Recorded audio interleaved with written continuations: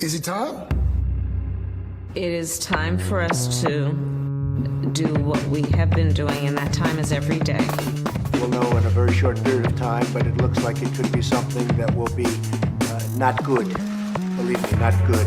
I see issue with that. And again, hey. You're not going to be able to insult your way to the presidency. That's not going to happen. I don't know who created Pokemon Go, but I'm trying to figure out how we get them to have Pokemon go to the polls. I'm Ted Cruz, and my pronoun is kiss my ass. So when you think about it, there is great significance to the passage of time in terms of what we need to do to lay these wires, what we need to do to create these jobs.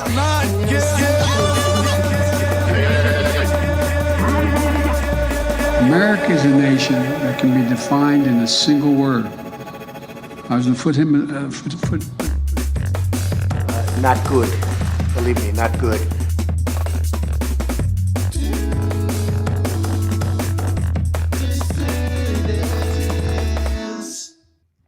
What's up, everybody? A pleasant good evening to you all. Welcome, Dissidents one and all. This is the DueDissidence podcast. My name is Keaton Weiss here, of course, with Russell Dobular. Just got to unmute that microphone before you get started here. Russell's tech was acting up on him a little bit. Yeah, I have a legit excuse this time. Yeah, this time it was a legit excuse. I hope you guys all enjoyed that little reggae music for the countdown today. A very happy, April 20th to all who celebrate. 420, yo. You might need it tonight because we have a show that is chock full of content that is sure to get some of your blood boiling. A lot of just really difficult news this time. And it was really difficult to keep up with all of it, too. A lot of heavy stuff going on this week. This is no joke week. So, glad we could be here this evening. There's some stuff we're not going to get to cover tonight that we are intentionally saving for Sunday, such as the trio of eerily similar shootings. We obviously had the horrible Ralph Yarl shooting. Then there was the shooting of a 20-year-old woman right here in upstate New York, just about a half hour north of where I live. And then there was the cheerleader shooting in Texas. Just three eerie examples of people in the wrong place at the wrong time through no fault of their own. So I thought Sabby Sab's take on that was really fantastic. I watched her stream the other night. Sabby will be on with us on Sunday night, so I figured we would save that for Sunday since I really want to talk to her about that, since I thought her takes on that were pretty excellent. So we're going to get to that on Sunday, but we have a lot of stuff that we have to get to tonight. Because it is 420, we can't have a totally serious show. We got to put some comedy into a 420 show, right? So we are going to do a little Kyle Marianne. We'll go back to that even though we probably shouldn't. It's 420, right? I mean, we got to have a little fun. We gotta. We can't be too serious. I mean, that video was just so ridiculous. How do you not? I mean, that's the funniest one yet. I mean, it's really like you feel irresponsible to keep doing them over and over again, but this one especially, man. I mean, it was just so great. We just have to do it. We just have to do it. Russell's coffee contest is underway, so we're going to get to that in a moment. Russell has a boycott Starbucks audience sweepstakes, a boycott Starbucks dissident sweepstakes, whereas the audience member who recommends the best non-Starbucks coffee to Russell will win a comped Substack subscription for life, meaning you get all the bonus content that the paid subscribers and the patrons get for free. That contest is off to a pretty good start, but we will get to that a little bit later. Should we jump right into headlines? By the way, we've got a very big crowd in here to start the show. Thank you all for being here.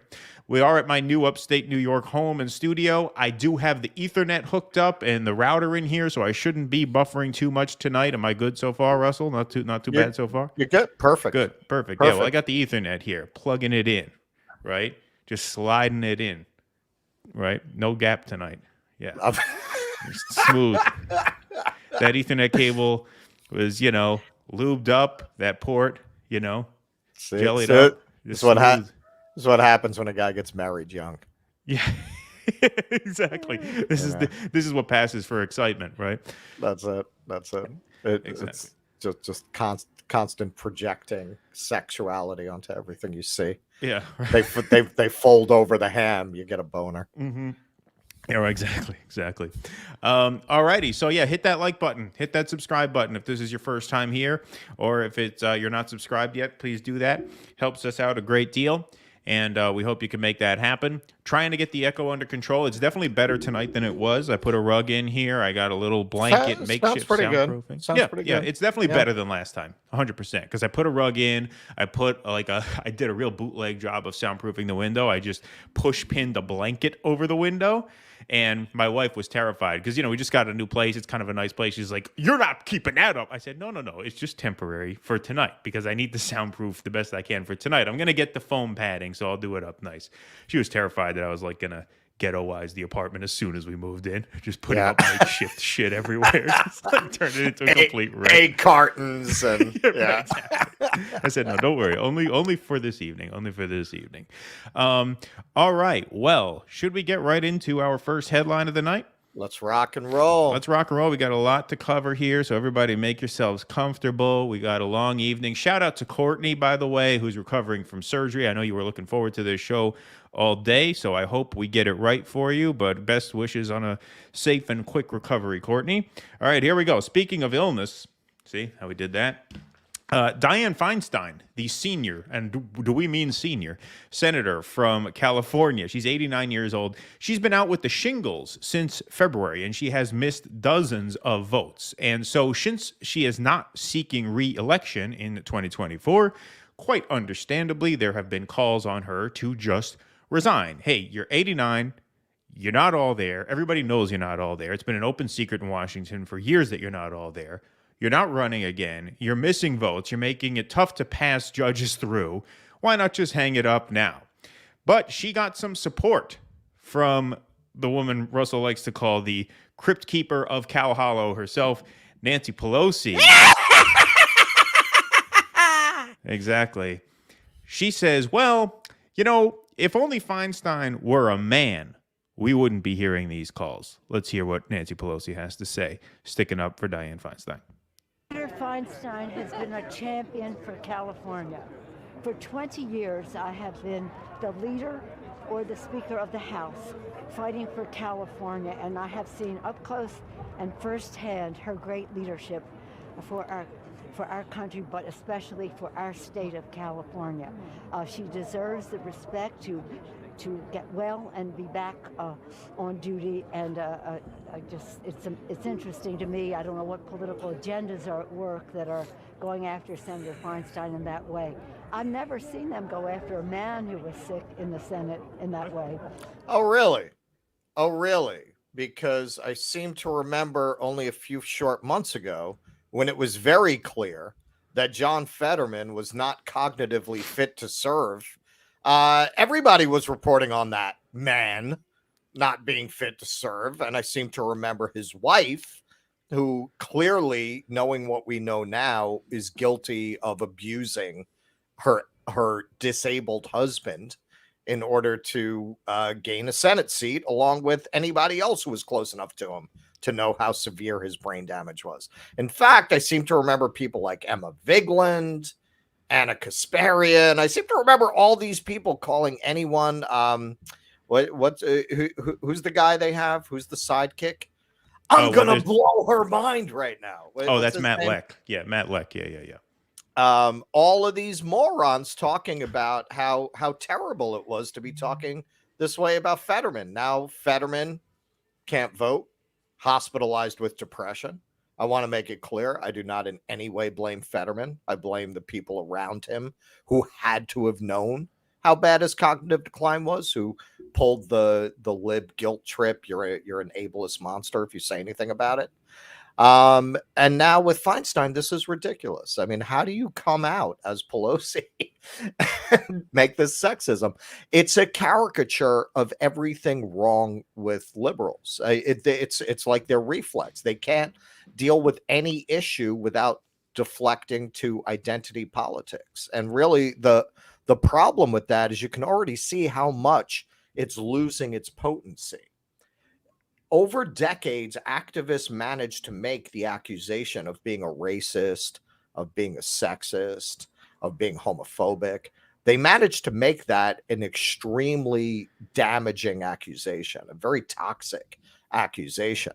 And now by overusing it, by using it for everything, by using it in context where clearly it doesn't apply, they're doing the boy who cried wolf. They're taking away the power of these accusations when you use it in such an absurd context. Yeah, I mean, not only that, first of all, Fetterman is not especially old, right? So it's not an ageist thing with him either. No. But not only that, I mean, the way they've played this card in the past has burned them.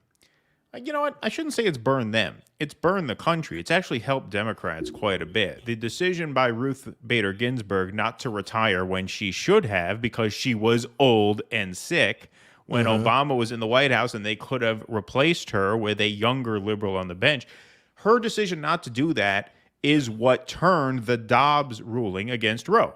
That is why Roe v. Wade has been overturned, quite simply. Right. Now, that was not good for the country, but it turned out to be pretty good for Democrats, right? That kind of saved their ass. Like, they'd be pretty much irrelevant as a party if that didn't happen. So who knows? Maybe they don't hold that kind of a grudge against RBG now. Because, yeah, she fucked over half the country, but Democrats do that on a daily basis. What's the difference? Sure. We were able to save our asses in the midterms over that. So perhaps that's not as good an example as I thought, but certainly to the base who actually cares about these issues and doesn't get through their head quite yet that the Democrats don't. I mean, this kind of shit has cost you something. Like, this comes with a cost. They're not able to get judges through now because Feinstein is out. Now, they're under the assumption that they're going to be able to when she gets back, but maybe not as many, right? I mean, time is time. Well, she has agreed to temporarily let another senator sit in her place until she returns. Okay. So now they've held up these judges for all this time, and now they're going to be able to start putting judges through. But to come out and pretend this is just that Dianne Feinstein is sick is ridiculous. The San Francisco Chronicle is not exactly the Daily Mail. They're the ones who really did the first piece, just calling out the elephant in the room, just laying out she is not all there. Everybody knows she's not all there. And that was a year ago. A year later, they're still letting this woman who doesn't know where she is serve. Yeah. No, indeed. Pretty amazing. Absolutely. All right, let's get to our second headline of the night. These next few are kind of related. Before we do that, though, I'm glad we have a good crowd in here very, very early because friend of the show, James Fauntleroy over at Revolutionary Blackout Network, and he has his own channel. Obviously, he had a family tragedy. His grandmother passed away, and he needs to get to New Jersey. He is a dialysis patient, and so it's obviously more difficult to travel and probably much more expensive for him to travel than it is for those of us who don't require that treatment on a regular basis. And so he has a GoFundMe up that I encourage you to all go check out, and please help out if you can. That link is in the description of this video. JB is one of the kindest and most genuine people who we've had the pleasure to know since we started this project and really integrated ourselves into this space. We've met a lot of great people, but he is truly one of the best. He's such a kind guy, such a genuine guy, and he could use our help. And so I'm calling on you dissidents here to help out if you can. The link is in the description of this video right now. So if you can go over there and help him out a bit, that's a really wonderful thing to do. And obviously we are sorry for his loss and hope you can get up to Jersey and get everything in order as soon as possible. But GoFundMe, he's also on Cash App, PayPal, and stuff. If you follow him on Twitter, which you no doubt should, all the links are there. So hit him up if you can. Absolutely. Alrighty, let's get to some other news. So we had a lot of things here that are somewhat connected here as we sort of blend headlines into segments. We're kind of doing the show in the order that makes the most sense in terms of the flow of the content rather than splitting it up into headlines and mains this evening. But first we got to say, this started out a really funny story that turned not so funny, and then we had some related stories. We got 420. We got 420 watching. 420 watching. Look at that. 420 watching on 420. Beautiful. All right, I don't know. Nobody else join. Right. Nobody leave. Right. Exactly. We got to maintain this number for as long as we can. 419. Oh, we dropped. Somebody got offended. Yeah. Somebody quit. Somebody fucked us up. Some anti-pot warrior we had watching. Yeah, exactly. Some tight ass decided to leave. Maybe Matt Walsh left. Maybe he was watching. We had someone from the DEA on here. Yeah, right. Exactly. Speaking of Matt Walsh, obviously I referenced that because his Twitter was hacked, and that resulted in some very funny tweets being sent from his account. But he also announced last night that he was demonetized from YouTube, and he is apparently moving his show to the Daily Wire Plus. Now, this happened right around the same time that obviously the Twitter hack happened, and it also happened at around the same time that Brett Cooper, who's also for the Daily Wire, she was then banned from TikTok. Tim Pool just had a video featuring Matt Walsh taken down. His channel was not penalized, but he did have a video taken off. So there's been some weird shit going on. And look, obviously, there's no evidence to suggest that this is coordinated, but it is strange. The timing of this is kind of strange, and just thematically it connects to some of the other stories that we're going to be getting to in a couple of moments. But Russell, what was your reaction to this? Today, we settle all family business. Oh. This was like the baptism scene in The Godfather. It was just one after the other. Every right-wing bugaboo got hit. It's strange. Is it coordinated? Who knows? It is weird that these things all happened at exactly the same time. It's not like they all popped up last week. They've all been out there for a long time. Matt Walsh, Brett Cooper, Tim Pool. All of a sudden, there's this effort. So it does seem like there were, at least on the tech platforms, if not with the hack, there seems to have been some communication at a high level. And Walsh is saying it looks like the hack was an inside job, that somebody who had access to his phone or kind of was involved in it. So who knows? It could have been coordinated at that level. You don't know who was talking to who and who was communicating with who. We have no way of knowing that, but I will. I'm going to steal your line. They came for the transphobes, and I said nothing because I was not a transphobe. That's Keaton's.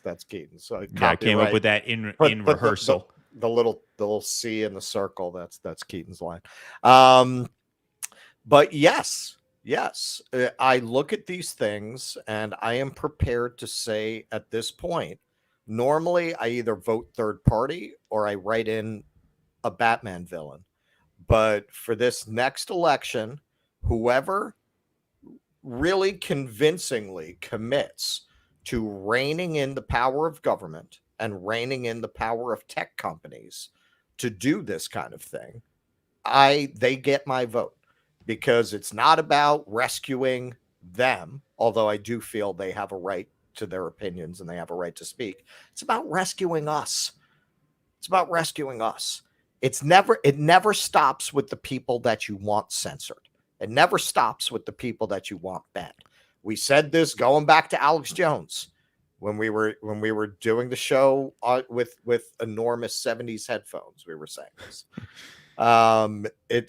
We knew once that door was open, it was going to continue, and it did continue. And you have other people, even people we're not necessarily in love with, like David Dole.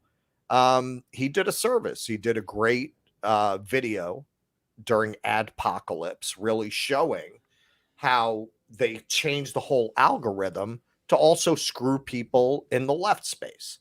Right.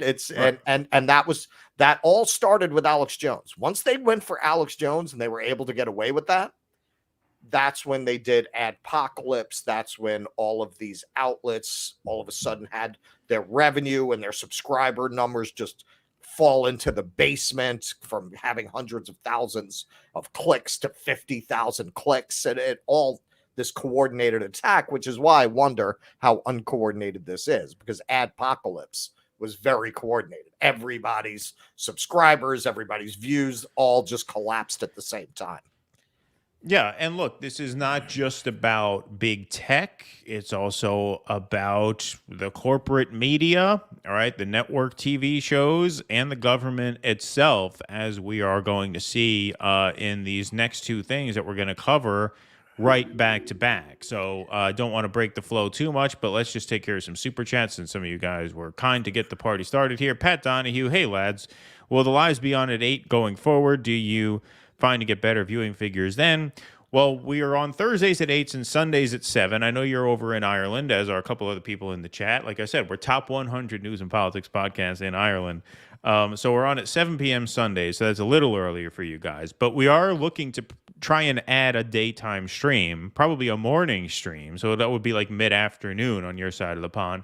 Probably over the summertime, we're kind of looking to try and schedule that in. That might not be we're going to do like scheduled. a morning drive time thing. Yeah, morning drive time thing. Right, exactly. Yeah. Exactly. That would be fun. We probably won't be able to schedule that the same day every week because work schedules and stuff get complicated that time of day, especially in the summertime when that's big tourism season for Russ in New York. But we'll be able to schedule a couple days in advance, and we'll put on the Substack, hey, we're going to be live 8 or 9 a.m. Eastern time, which will be mid-afternoon, your side of the pond, because like the YouTube numbers tell us, about 35% of our audience is over on your side of the ocean. So we got some people who want to see us a little bit earlier, and we love to see you guys. So thank you, Pat. In light of recent events, those of you who are across the ocean don't need to donate anymore. Right. Exactly. We don't want them coming for us. Right. Yeah, exactly. Well, yeah, speaking of the next story. Super Sticker, thank you for the 149. We appreciate that. I'm not going to attempt to say that name. I don't think you want us to. That's probably the point of writing it that way. Zach Boyles, Pornhub special roasted nuts Africa blend is simply delicious and won Hyderabad's top 10 hotter than mom's coffee competition 4 years in a row. That's a joke suggestion for your coffee sweepstakes. But thank you, Zach. Cute. That's funny. Cute. Axel, right on we fucking should cue. Start making that. Right. Yeah, exactly. Yeah, we should brew that one. There's always something that stops the no spine Dems from acting. You're talking about Feinstein's absence. Indeed. Zach Boyles again. Thanks for the 199. Not fair. Fetterman was identifying as a vegetable. Yeah, well, we're not going to, we're not going to be able to make those jokes too much longer either, since that was the ultimatum that they gave Mr. Walsh, apparently. At least he got in touch with the person. That's more than it would happen for us. Thanks, Abiding, for the 99 cents. Appreciate it. Do you have anything to add? Well, are we done with the Walsh segment? I think so. Yeah, on? I think we can go into our second. I mean, these are all kind of related, so I'm sure it'll come up again here. But here we have one other. Karan Sharma, thank you for the $6.99. We appreciate that very much. All right, so here's another headline that we definitely wanted to cover. This is more of a segment than a headline, but like I said, we're going in a sort of unique order this evening. Most of you, if not all of you, have heard about this already. We have here U.S. charges 4 Americans and 3 Russians in election discord case.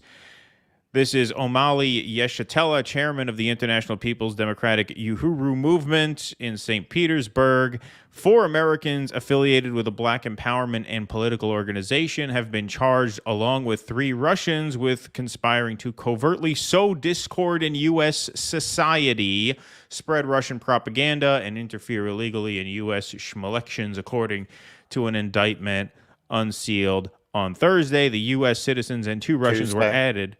What's that? Tuesday. Oh, Tuesday, sorry.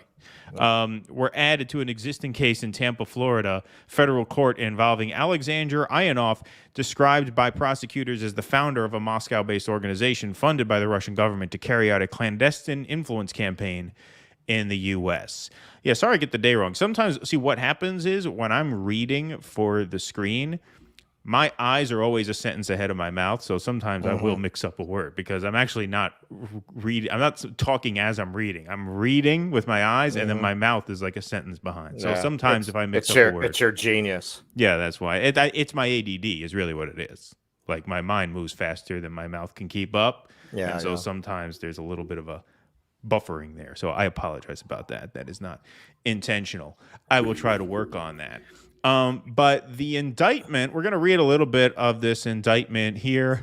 From at least as early as October of 2013, Alexander Ionov worked with officers of the Federal Security Service of the Russian Federation, the FSB, as described in more detail below, to use members of various U.S. political groups as foreign agents of Russia within the United States without notification to the Attorney General.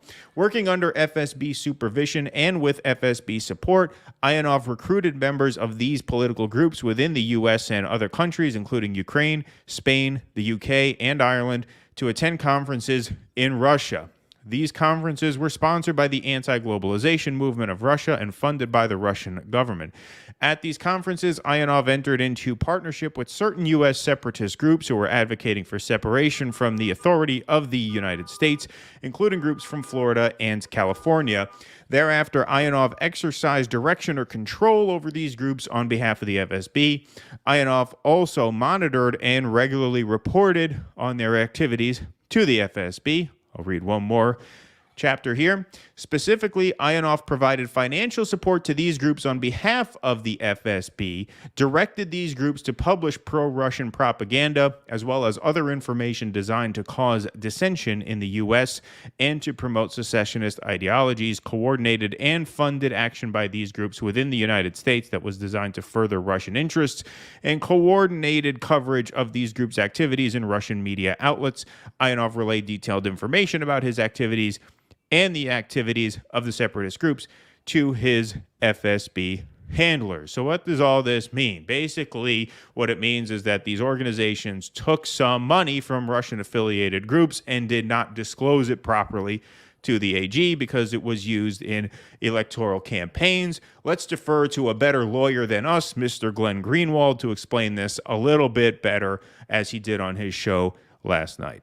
Says is that at most, over the course of 5 or 6 years, these two groups got something like a total of, at most, $15,000. It was really, can you send us $500? We want to have this event. The greatest amount was $3,000 for a multi-state tour. And there's not even an allegation, that any of them ever said anything that they did not believe because the Russian government directed them to say it. Not a single allegation. In other words, exactly what the U.S. government says Russia does, China does, Iran does, that makes them so repressive, namely consider people foreign agents simply because they receive funding from a foreign government. Just because of that alone, they are claiming that these people are agents of the Kremlin and therefore had to file these forms, and for failure to file these forms, they are now guilty of major felonies. Okay, there you have it. So I already see some arguments going on in the chat because some people are saying, well, yes, they're guilty. They took the money and they didn't disclose it. And then there's some people who are saying, no, they're not. There's no question they are guilty as charged. That's not the point, though. The point, though, is that dissent has been criminalized in this country. It's always been criminalized in this country, going back decades, especially when it comes to black socialist movements, right? It has been especially criminalized vis-a-vis everything pertaining to Russia in these last 7 years. So this is a criminalized space, right? And it's been so, I mean, the sort of anti-Russia fervor has been just in such hyperdrive, right? And heated up so much to the point where if you did disclose this influence, they would investigate you anyway, right? I mean, they would come at you anyway, even if you did play by the rules, even if you did reveal these things. Now, whether they intentionally hid them or whether it was an oversight because their electoral campaigns are obviously a small part of what they do, right? That we don't really know yet. It's unclear as to how vicious the prosecution is going to be in terms of pursuing a sentence. They can face up to 10 years in jail, which I think would be absurd, right? But even Glenn Greenwald is not denying that, yeah, they technically are guilty of what the charges are. It's a question of how draconian should the punishment be. This is basically a paperwork mistake or a paperwork error, even if it's an intentional error. Is this something that you should throw the book at these guys for? And is this decision not politically motivated, right? So the question of guilt or innocence is really secondary here. This is so obviously part of a broader effort to criminalize dissent in the way that they have done to black leftist movements going back decades and decades, generations here. So that's my first take. Do you want to say anything before we go to our friend Nick Cruz? Because we have a clip of him as well. Well, these guys, I'm an aficionado of 60s and 70s radical movements. I've done a lot of research into that. They're a throwback to a lot of the radical black guerrilla movements that were running around in the 60s and 70s. And very often they allied themselves with foreign powers quite openly back then. Because who else were they going to ally themselves with, really? Right. You know, they couldn't within the United States. So, and very often when the heat was on, they would take refuge in those countries. They would go to Russia. I think Algeria was another country that they took refuge in. Yeah, they would flee the country when they had to and when they were able to. So these guys are kind of a throwback to that. So yeah, they're guilty. They're guilty. As you say, this kind of black radicalism has always been criminalized, and it's always been treated differently than white radicalism, such as it's been. For example, the Weather Underground, they didn't go to jail. Bill Ayers, he became this, respected education expert in Chicago. He's an academic now. Yeah.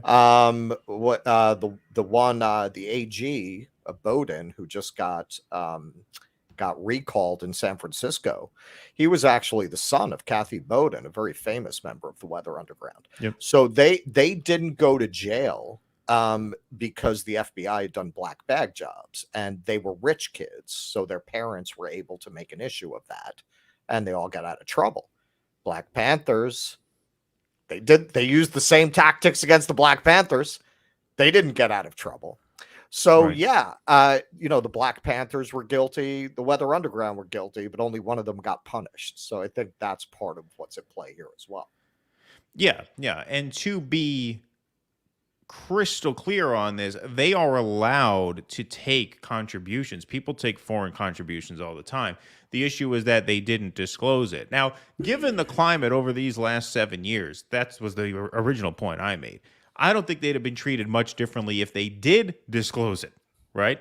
Because if you're getting money from a Russian organization, right? I mean, you were guilty. That's what the whole Russiagate fervor was. That's why Greenwald actually called this a Russiagate residue case, because it really is. And so this is just a criminalized space that black radicals are forced to exist in. And it's horrible, and it's unfair, and it's unjust. And obviously, I hope these guys get off without spending a day in jail. And so, yeah, no, I'm totally on their side. But as a matter of technical accuracy, yes, they are guilty as charged. Now, here's why that shouldn't matter. Let's go to our friend Nick Cruz, because he was Glenn's guest last night. He makes a really wonderful point here. Let's take a listen. New story. This story started. Sorry, let me just get this in the beginning. This is not a new story. This story started in August of last month when the FBI raided the Uhuru Black Socialist Movement, and I noticed at the time no one covered it except other black radicals like myself and our allies. So it's easy to pay attention to the red-blue distraction when it comes to free speech, but are you actually speaking up against the government's enemies? Because these are the people the government considered to be a real threat, not the Nina Turners, not the Jamal Bowmans, not the Corey Bushes. If you're black in this country, you can sound as radical as you want, Glenn. You can say you can advocate for reparations, you can call for the end of war, you can call for defunding the police, as long as your core message at the end of the day is support the Democratic Party, they're 100% okay with you. As long as you are supporting the talking points of the empire and militarism, they will be okay with you. Now, Glenn, what does this remind you of? They are painting O'Malley and these black socialists who are speaking out against empire as agents of enemies of the state. That's no different than what they did to MLK. Yep. I mean, that is true. It's absolutely right. And where is Jamal Bowman on this, right? Where is Cori Bush on this? Where is Nina Turner on this? Nowhere. You know why they're nowhere? Because they are where they are.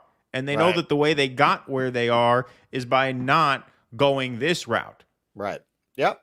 Well, and look at what they did, and look at BLM activists who burned down a police station. They didn't go and prosecute them. And we're not saying that they should have. But it illustrates what Nick is saying.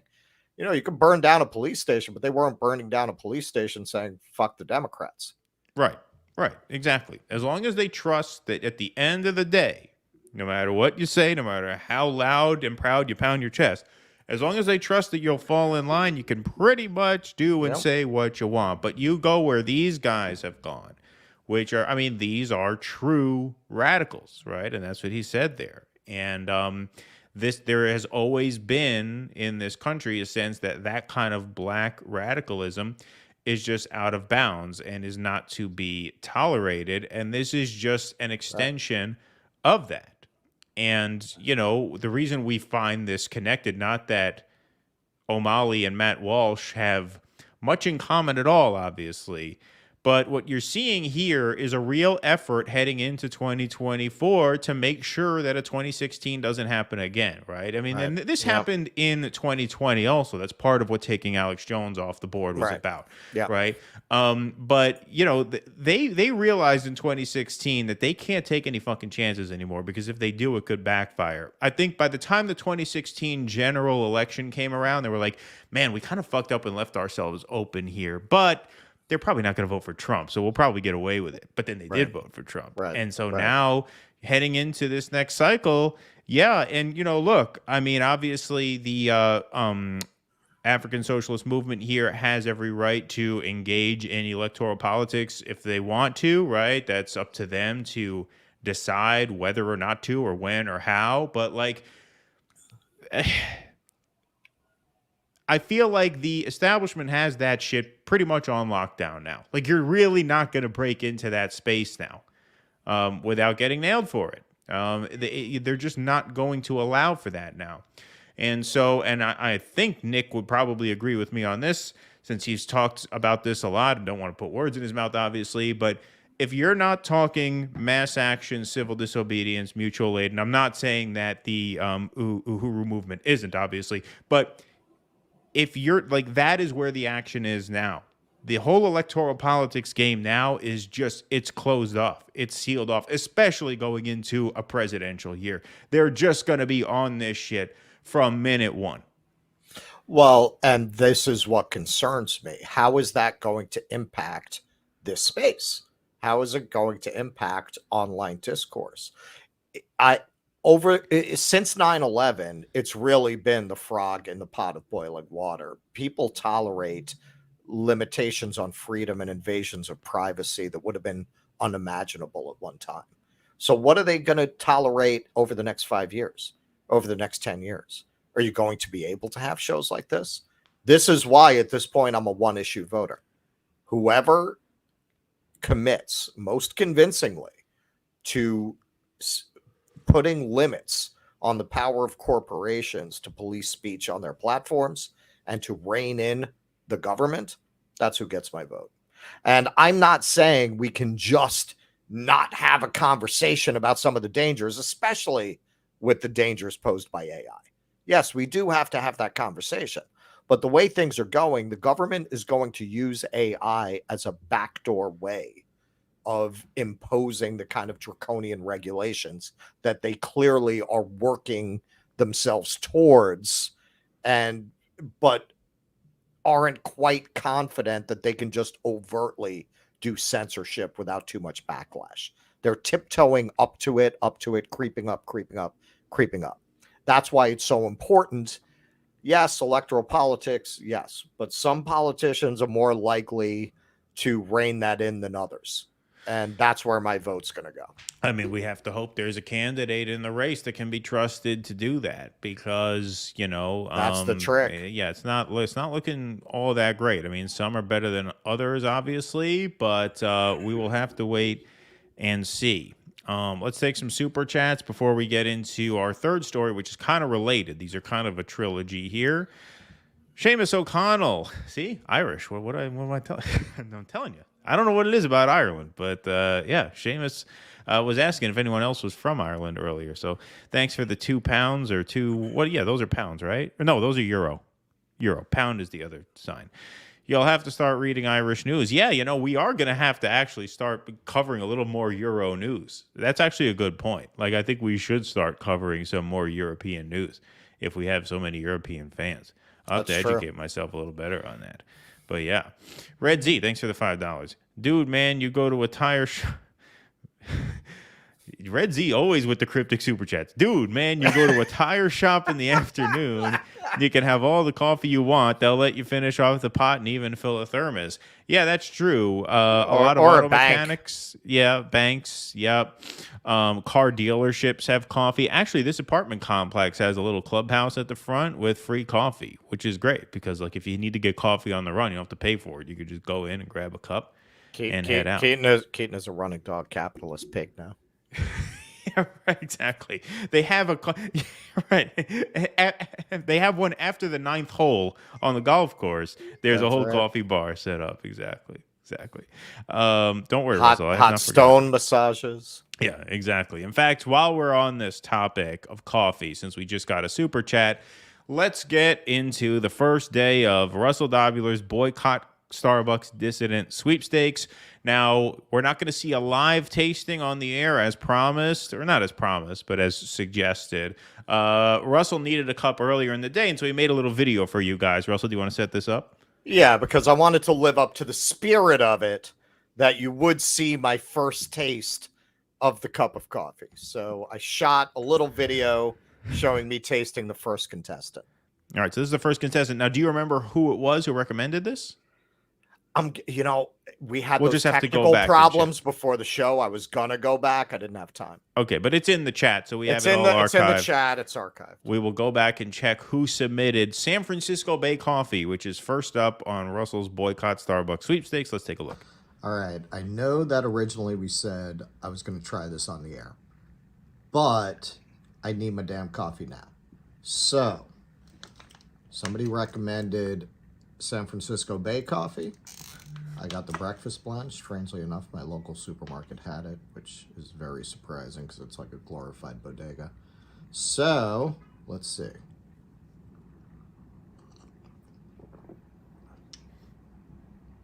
That's actually very good. It's very good. All right. Smooth. So actually, that's really good. That's really good. All right. I'm saying actually that's at least as good as the Starbucks, if not better. So I could definitely replace my Starbucks with this. So we already have a winner. We can already say, all right, Starbucks French Roast out and San Francisco Bay Coffee in. But I am going to continue to work through the suggestions. I mean, look, I'm not drinking no fucking Maxwell House, so whoever said that, you're insane. But I will continue to work through the list to see if I can find something even better. But coming out of the gate, and I promise you we're not getting a sponsorship from these folks. Believe me, no company based in San Francisco is ever going to sponsor our show. But it's pretty damn good. As Reagan said, I know you can't endorse me, but I endorse you. All right, so we already have something better than French roast. Starbucks French roast. Your fucking shine box. There you go. Damn right. You're out. Right. No, it's quite good. I'm drinking it now. I'm drinking another cup. It's very good. So just to be clear, this doesn't necessarily mean that wins the sweepstakes because we have more to taste, but what it means is that we found a replacement for Starbucks. So as of right now, we found a better coffee than the Starbucks, so Russell does not have to drink the Starbucks anymore. That's it. I found something that doesn't taste like dog shit strained through a sock. Now we just have to find out what they pay their workers out there in San Francisco just to make sure, just to vet this a little bit, just to do a little bit of due diligence.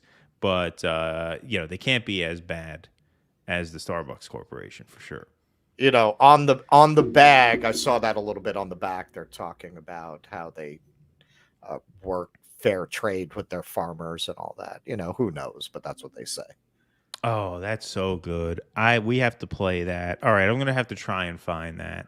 Well, we're gonna have this Starbucks sweepstakes going for a few weeks, yeah. so I'll have a chance to play it again.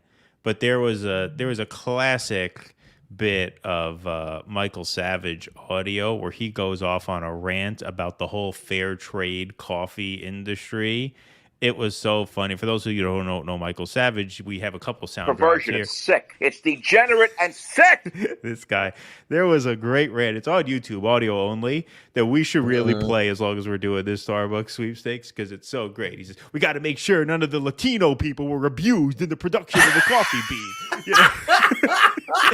It's great. He goes on for like 3 minutes. It's fucking hilarious. So yeah, we have to get that. Maybe we'll get that for Sunday or for next Thursday, depending on how the coffee thing goes. But the coffee thing is going to go on for a while, so we will have a chance. A couple of people have recommended Pete's. That'll probably be next. I'll probably do Pete's next. Yeah, well, Pete's you could definitely find. Pete's is available regularly. That's easy. So, yeah.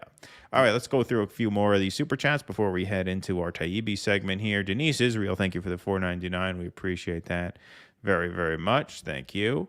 Gray Ghost, thank you for the $10. Here's a few bucks to my favorite live podcasters to listen to these days. Well, thank you, Gray Ghost. I don't think we've seen you here before, at least not on a super chat, but thank you for that. We appreciate that.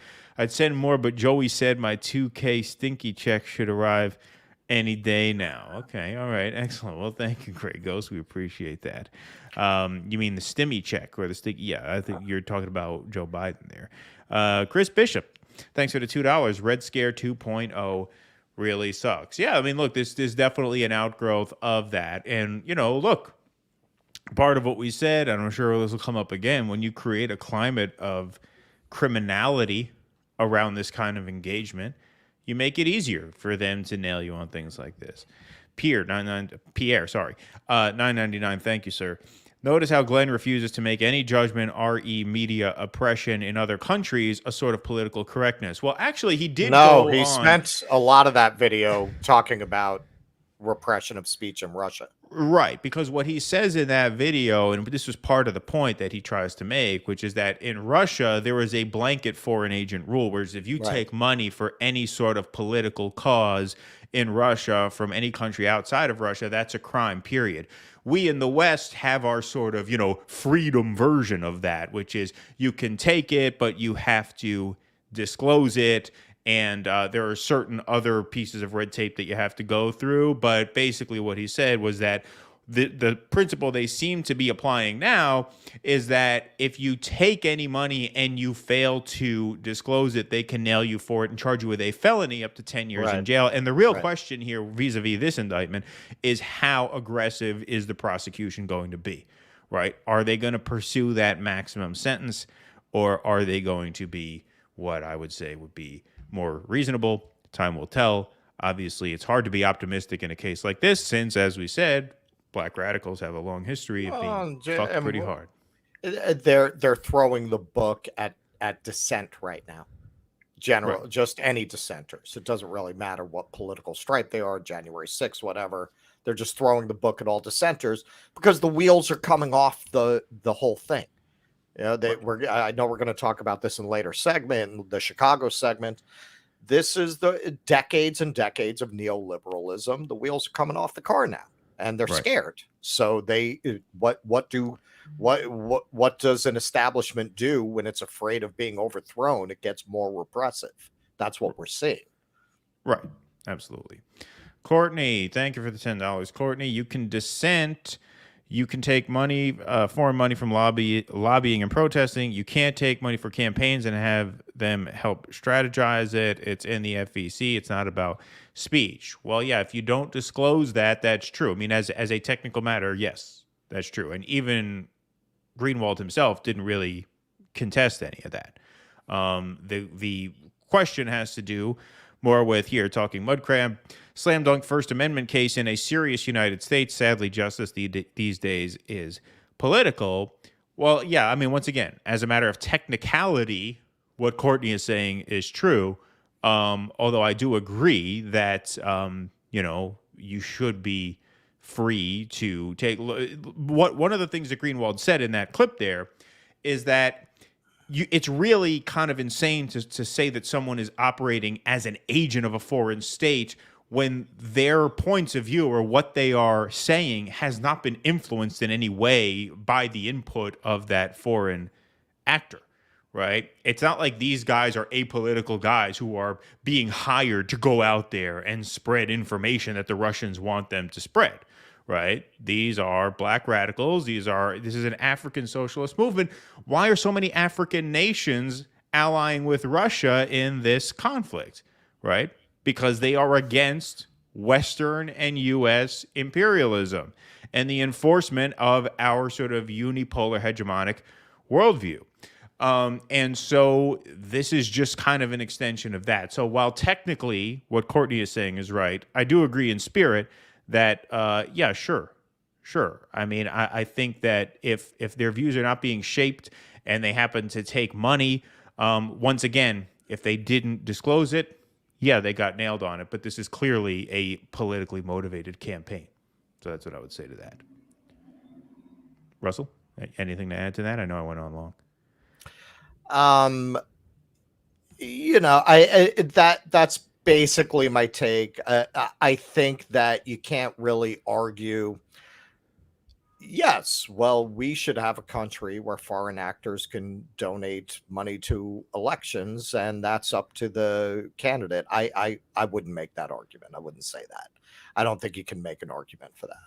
Like, I wouldn't take away a law saying foreign donations to electoral campaigns are banned, or at the very least have to be disclosed. Well, that's what it is. I certainly wouldn't get rid of that. Yeah, so I mean, you have to reveal all donations. Sure. I mean, we're talking about broader issues of the way black radicals have been targeted.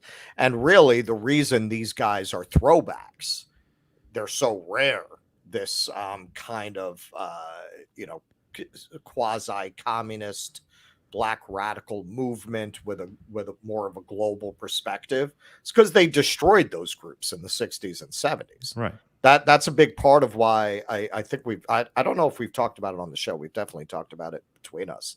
How, you look at Black Lives Matter and you look at earlier radical groups. And part of what strikes me is that they have no global perspective. They don't have that perspective. When you look at the Panthers, they were very conscious of their struggle being an international struggle, of it being a struggle of brown people all over the world against imperialism. And you do not hear that kind of talk out of the black activist groups that are platformed, that are featured in the media, that are given oxygen, that are given donations.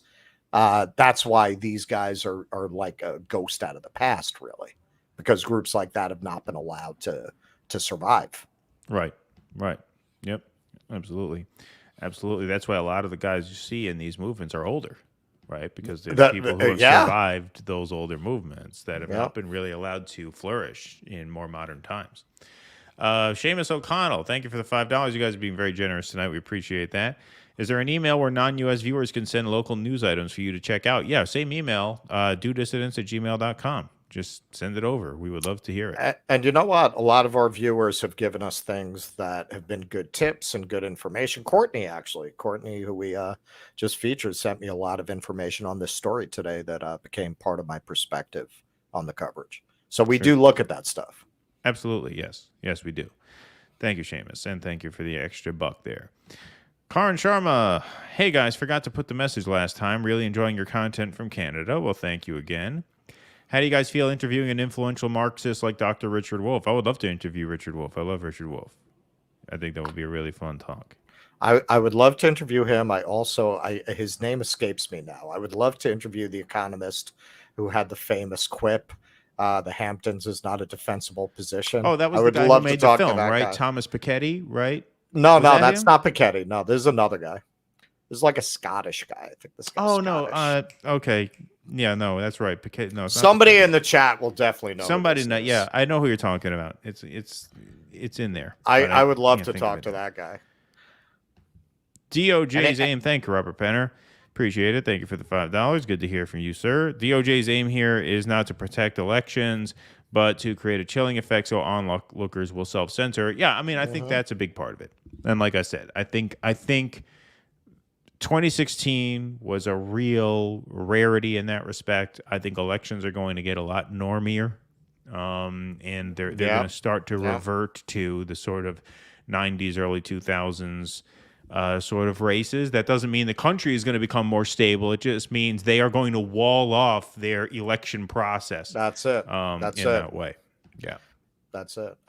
All the radical action is going to be in the Republican Party as far as the two-party system goes. You're not going to see it in the Democratic Party. The Bernie thing was a rarity. We're going to be talking about RFK. I know we got some RFK stands. Look, if he were running on a dirty break, we'd look at him, but he's not. Right. He's a Kennedy. He just can't do it. He just can't do it. He saw what happened to his uncles when they turned their back on the mob. He's not going to make the same mistake. Right. Yeah, exactly. All right. Should we get to this first main of the evening here? We should have probably done this before. We should have given our patrons their scroll while we were doing super chats, because we always do that. So we'll do that right now, actually, because it is related. It is important. When we talk about censorship and things like that, one way to censor-proof our show is to go to patreon.com/DueDissidence and help support us over there. Like I said, the more donations we get, the more content we can create. We're going to try to add a third weekly stream, a daytime stream, during the summertime. It will take some patron support in order to make that happen, since there are going to be some days where we're going to have to miss work in order to do that, and so we're going to have to make up for that in some way. So if you go to patreon.com/DueDissidence or DueDissidence.substack.com, where you can sign up as a paid subscriber, it really does help us out quite a bit. While you're here, hit that like button. We have a big crowd in here this evening, as I suspected we would, because we have a very, very eventful show tonight, and so thank you all for being here. If you can hit that like button and hit that subscribe button, it really helps us out quite a bit. Russell, go ahead. That economist is Mark Blythe. Okay, perfect. Yeah, no, that would be fun. Richard Wolff, I would love to interview too. Oh yeah, no, I would love to interview him as well. Yeah, he's great. He has the great person. He has like our personality. When we get to be his age, we're gonna look and sound just like Richard. Well, we'll have Tusker on for that one. Yeah, exactly. It'll be like getting in a time machine. We're going to start a segment, Tusker's Commie Clubhouse. Yeah, there you go. Well, no, we'll make a whole like Pee Wee's Clubhouse set for, with like hammers and sickles and things. Yeah, exactly. Little puppets of Marx. Yeah. I absolutely dig Richard Wolff. I think he's great. His show is good. Economic Update. It's a good YouTube show. I don't watch as much as I used to. It's funny, like I don't watch YouTube shows anymore. Not really. I mean, I'll turn it on and I'll see what catches my eye and I'll click something, but I haven't watched his stuff in a while. I've been listening to the Greenwald podcast because now he puts those up as audio shows, so when I'm driving, I can listen to them. But that's what I'm doing. I'm doing more listening now than watching, more of the long form stuff. All righty, so here is our patron scroll. Jack H is our newest sign up this week, so thank you, Jack. We appreciate that very much. You are on here. Jonathan C, Pulsating Creature, Annette M, and Douglas right before him. So thank you guys very much.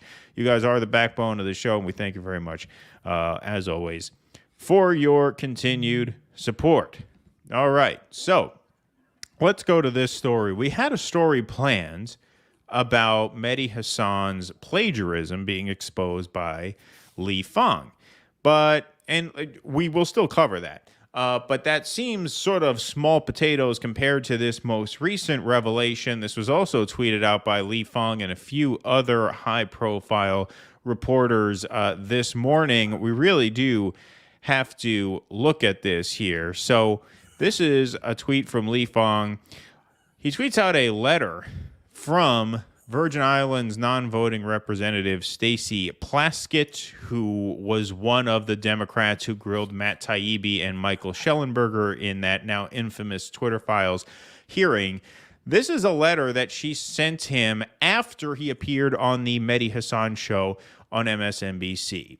When you appeared before the House Judiciary Committee Subcommittee on Weaponization, you told Congressman Stewart from Utah, what we see in the Twitter files is that Twitter executives did not distinguish between DHS or CISA and this group EIP. For instance, we would see a communication that from CISA escalated by EIP. So they were essentially identical in the eyes of the company. So yes, we have come to the realization that this bright line that we imagine that exists between, say, the FBI or the DHS or the GEC and these private companies is illusory, and that what's more important in this constellation of kind of quasi-private organizations that do this work. The above statements now seem to be contradicted by your own admission. On April 6, 2023, you appeared for an interview on the Mehdi Hasan show on MSNBC. During that interview, Mr. Hasan pointed out that your March 9th tweet added a parenthetical A to the acronym CIS, changing the meaning of the term for Center for Internet Security, a private organization, to Cybersecurity and Infrastructure Security Agency.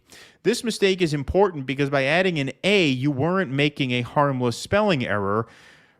That wasn't what it was anyway. Rather, you were alleging that CISA, a government entity, was working with EIP to have posts removed from social media. When presented with this misinformation, you acknowledged that you had made an error by intentionally altering the acronym CIS, and you subsequently deleted your erroneous tweet. Then she goes here, prior to your appearance before the subcommittee on March 9th, you signed the Judiciary Committee's Truth in Testimony form certifying that you understood that knowingly providing material false information to this committee/subcommittee or knowingly concealing material information from this committee is a crime. In addition, at the beginning of the March 9th hearing, you swore under penalty of perjury that the testimony you were about to give was true and correct to the best of your knowledge, information, and belief.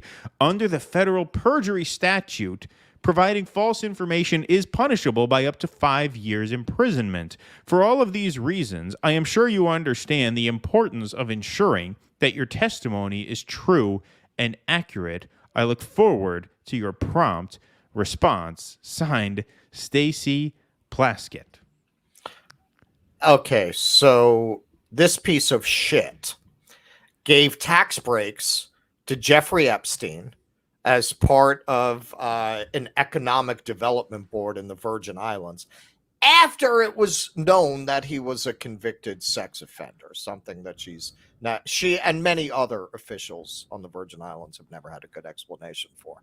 So maybe this is why she's so furiously going after Matt Taibbi to try to cover up her relationship with a pedophilic billionaire sexual predator. Beyond that, even if, and it turns out that Hasan's accusations were not true, as Fong demonstrated in another article. So here's just quickly, this gets technical. Okay, so CIS is an NGO. It's a non-governmental organization that works very closely as a subcontractor with the CISA, which is a government agency dealing with internet speech and foreign interference in elections and this kind of thing. So CIS subcontracts from CISA. EIP was developed in conjunction with CISA and is also a non-governmental organization. So all of these work together very closely, and Lee Fong in his article dropped previously unreleased emails that demonstrated conclusively that actually Taibbi's reporting was accurate and true, as was his statement. But beyond that, it's so clear that they're trying to intimidate a reporter. This is where I have to just laugh when you see the Democrats arguing that we have to stop the Republicans because they're a threat to democracy, and you're not. Right, exactly. You're not. Exactly. This is a horrific threat to democracy. You have sent the IRS to make a house call to a reporter that you don't like. And now you're sending him a threatening letter about 5 years in prison for what at worst would clearly be interpreted as an honest mistake. And it turned out it wasn't a mistake. Right. But so the CIS is basically like, how the military hires out private security forces like BlackRock, and they're not technically military, but they serve as basically, subcontractors of the army itself. Right. That's kind of what that was. Right. Well, so it really wasn't an error. But even that, if it was, at worst, like you said, at worst, this was nowhere near perjury. It doesn't even approach perjury. It doesn't even approach consciously lying under oath. At worst, it was a mistake. It was an error, right? Which he actually went back and fixed. So there's no. This happens in reporting. Like at worst, that happens all the time. That's why they call it the first draft of history. Right. Happens It's all nowhere the time. near perjury. I mean, it's completely fucking out of bounds. And look, you talk about. You have some hack piece of garbage like Mehdi Hassan go on MSNBC and try and score points and put on a show and throw some red meat to his fucking moron audience. Which is good. Yes, the dumbest people in the history of this country are the people who watch that garbage and think of it as actual information or news or perspective of value, right? You want to go on there and you want to own Matt Taibbi for the camera so that your fucking morons in the audience go, see, the Twitter files, nothing burger, whatever. Fine. It's a bullshit show. It is, as Russell says, that is to news what grape drink is to grape juice, right? It's not actual juice. It has no nutritional value. It is an imitation knockoff product of what actual news is. Okay, fine. You want to do that, put on a little show, that's fine. But then to have that followed up, this bogus insinuation of perjury, to have that followed up by a government official sending a threatening letter to a journalist about 5 years imprisonment for perjury, which, like we've said, at worst, this nowhere approaches perjury. And now you want us to give a fuck about Fox News' Dominion settlement? I'm sorry, I don't fucking care. I don't care. Don't bother me with that. It's irrelevant. I don't want to fucking hear it. We were thinking about covering that as a headline. I called Russell. I said, you know what? Given this, no, fuck that. I don't even talk to me about that. Yeah. It's such nonsense. This is the real fascism right here. So plainly and obviously. You have a talk show. This is a talk show. Mehdi Hassan's show is a talk show. It is an opinion presentation. It is infotainment. It is junk food. And you have this fucking imbecile who no one ever fucking heard of until she somehow appeared on TV for the weaponization hearing. She watches that and says, maybe I'll send this father of three a letter that, hey, maybe you should clear this up because, you could go to prison for 5 years over this. Right. I mean, tell me these are not I'm sorry, MSNBC is not the threat to democracy at this point? Right. Come on. You look at Plaskett, you look at Debbie Wasserman Schultz. These are just some of the fucking worst people on earth. They are just the scum of the earth. Like, you cannot watch how they conducted themselves in that hearing if you have any belief in free speech and a free press without your blood boiling. Like, really, it's like reading that letter. I actually have Robert, who helps us out sometimes with the camera work we're doing street reporting. He sent me a message. It was like, this is just making my blood boil. And yeah. I mean, these are just the worst people. And you look at what they've actually done themselves. Wasserman Schultz takes money from the liquor lobby and comes out against marijuana. She took a lot of money from private prisons. Right. You look at Plaskett, helped out Jeffrey Epstein. I mean, that's about as low as it gets. So these people are the fucking scum of the earth, playing moralists with real reporters. It's just disgusting. And that's why I would say very comfortably now, yeah, man, I'm going to vote for whoever I think is most going to defend people like Matt Taibbi. And yeah, that's probably going to be a Republican. Like, what difference does it make? What, I'm supposed to vote Democrat or make sure to support Democrats? Right. I mean, without freedom of speech, what else do we have? we have nothing left. Like I said, normally I do third party. If there's no third party candidate, I do a write-in, but not this time. Not this time because of this issue. I mean, if there's nobody who's good on that issue, then I'll do the third party or write-in. But if there is, they'll get my vote. Yeah, no, I mean, it's just unbelievable. It's just really a despicable thing. I mean, I couldn't believe it when that came across the wire. I'm like, whoa. So because, this was in the air, right? Mehdi Hasan, a few days after, and, like I said, it's just fucking out of bounds. Like, this is all to an extent, especially on a program like his, right? It's all theater. That's not to say there's no value in it. There's value in theater. Russ and I used to do theater, right? We think theater is important, right? A debate on a TV show is a debate, right? So you set up a debate on a TV show, and then you try and do this gotcha where you tweet out to your 1.2 million followers that he deliberately lied under oath, which is just utter fucking nonsense. Utter fucking nonsense. Right, Even if you had him on the substance, which you didn't, it would still be utter nonsense to claim that he lied under oath. That's fucking out of bounds. Right. It's out of fucking bounds. And AOC. Right, exactly. AOC tweeted it out. Yeah. I mean, you don't threaten that kind of shit on people. Like, talk about anti-democratic, right? Where a guy can't come on a TV show and have a debate with you without fear that you're going to willfully misinterpret something he said as him having perjured himself in Congress the week prior or 2 weeks prior. Whenever it was, I mean, it's just this has really nothing.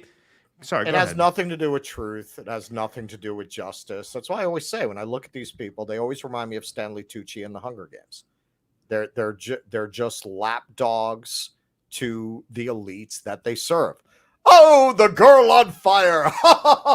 That's what these people are, man. They're just courtiers to power, playing dress up as reporters. Right. No, exactly. All right, let's do this. We'll probably clip this as a second segment here. But, of course, we know about the Mehdi Hasan, Matt Taibbi dust up where, Mehdi Hasan supposedly owned Matt Taibbi on his Twitter files reporting.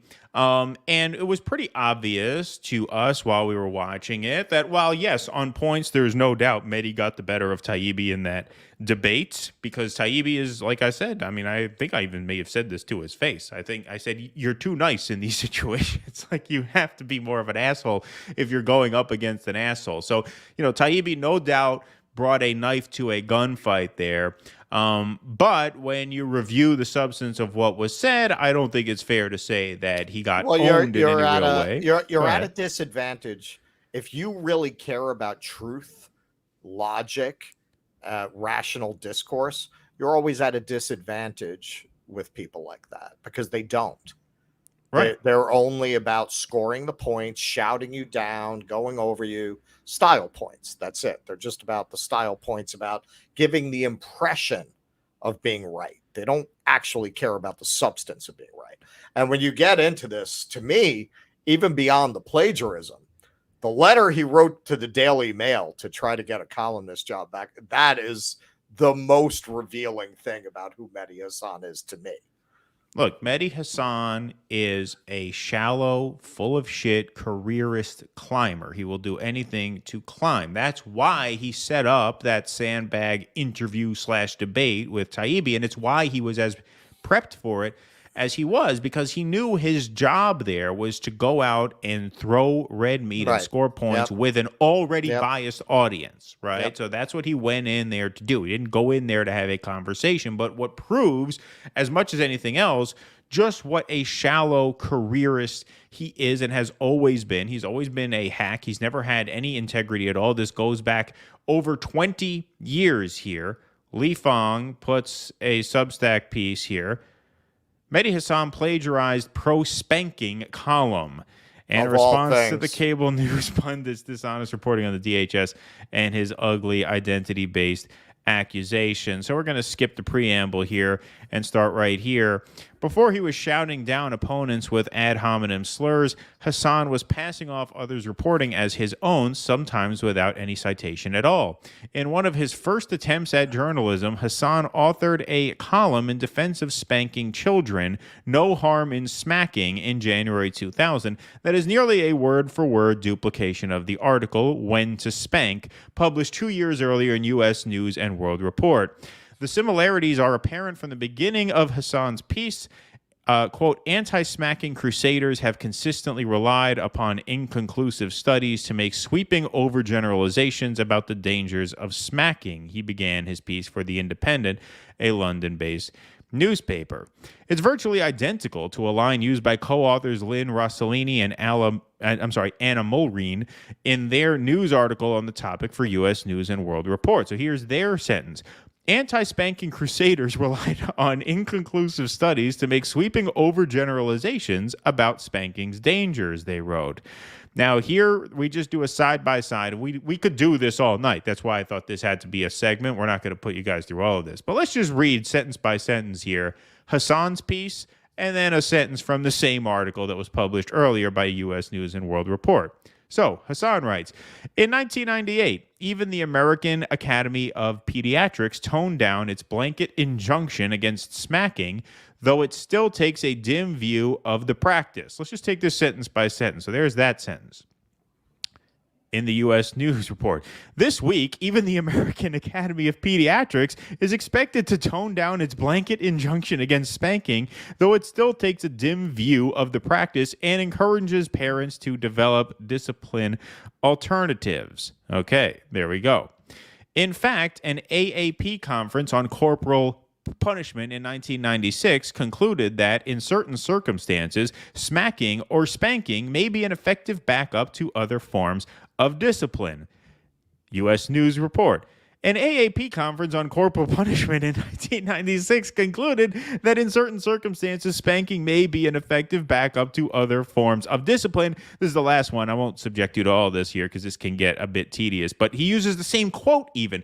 There's no evidence that a child who is spanked moderately is going to grow up to be a criminal or antisocial violent, said S. Kenneth Schonberg, a pediatrics professor co-chairing the meeting. We go to the quote here. There's no evidence that a child who is spanked moderately is going to grow up to be a criminal or antisocial violent, says Kenneth Schonberg, a pediatrics professor who co-chaired the conference. So there you have it. I mean, we don't have to go on and on. It's very, very obvious. Well, actually, but hang on. Go to the Daily Mail application to be a columnist. That, to me, is the most damning thing because it shows you ideologically he's willing to just be, oh, yeah, no, I'm actually anti-abortion and I'm very pro-family, so you should hire me to work for you. Yeah. Here he is. So, okay, so Russell, do you want to read this part? I'll cue it up. Can you see it on the screen okay? In a second here. Hold on. Yeah, I will put it up. I know it's not up there right now. Yep. I'll put it up here right now. Yeah, sorry about that. Full screen. Yep, there we go. Okay, so this is his, and this is after he had kind of kissed up to the government of Qatar to get a job at Al Jazeera. So this is his application of the Daily Mail. So the Daily Mail, credit where credit is due. They released this letter, which apparently they had kept on file all these years, when he attacked the Daily Mail as being an organization of racists and, the usual shit. Although I am on the left of the political spectrum and disagree with the Mail's editorial line on a range of issues, I have always admired the paper's passion, rigor, boldness, and of course, news values. I believe the Mail has a vitally important role to play in the national debate, and I admire your relentless focus on the need for integrity and morality in public life, and your outspoken defense of faith and Christian culture in the face of attacks from militant atheists and secularists. That's his whole MSNBC audience. Right. Yeah, exactly. I also believe, as does Peter, that I could be a fresh and passionate, not to mention polemical and contrarian voice on the comment and feature pages of your award-winning newspaper. I could therefore write pieces for the Mail critical of labor and the left from inside labor and the left as the senior political editor at the New Statesman. I am also attracted, this part's great, I am also attracted by the Mail's social conservatism on issues like marriage, the family, abortion, and teenage pregnancies. I'd like to write a piece for the Mail making the left-wing case against abortion, or a piece on why marriage should be a labor value and not just a conservative one. My own unabashed social conservatism on such issues derives from my Islamic faith. Yeah, no, he was like basically, Wow. I mean, he's putting it mildly there, but he was basically a pretty virulent anti-LGBT bigot back in the day. He claims to have moved on from those views, but like, once again, how can you take anything he says with any credibility? He's just a career climber. That's all he is. He just like says Nicole what will get Wallace. him the next gig. Yeah, right. Exactly. Whoever's He's just one paying of them. him. Whoever's paying him. Right. That's it. Exactly. That is all it is. And so good on Lee Fong for doing the digging, finding that. Had to go back a long ways. But I mean, yes, between tying himself in knots for the Mail and that whole plagiarism thing was just so obvious. And he didn't even do it from an article that predated what he was writing by that much. You'd think you'd go back further and find something that you were going to rip off, or at least do a little bit more subtle a job of it. I mean, it was just blatant. It was just so obvious. Right. I mean, it's just well, I mean, and that's a sociopath.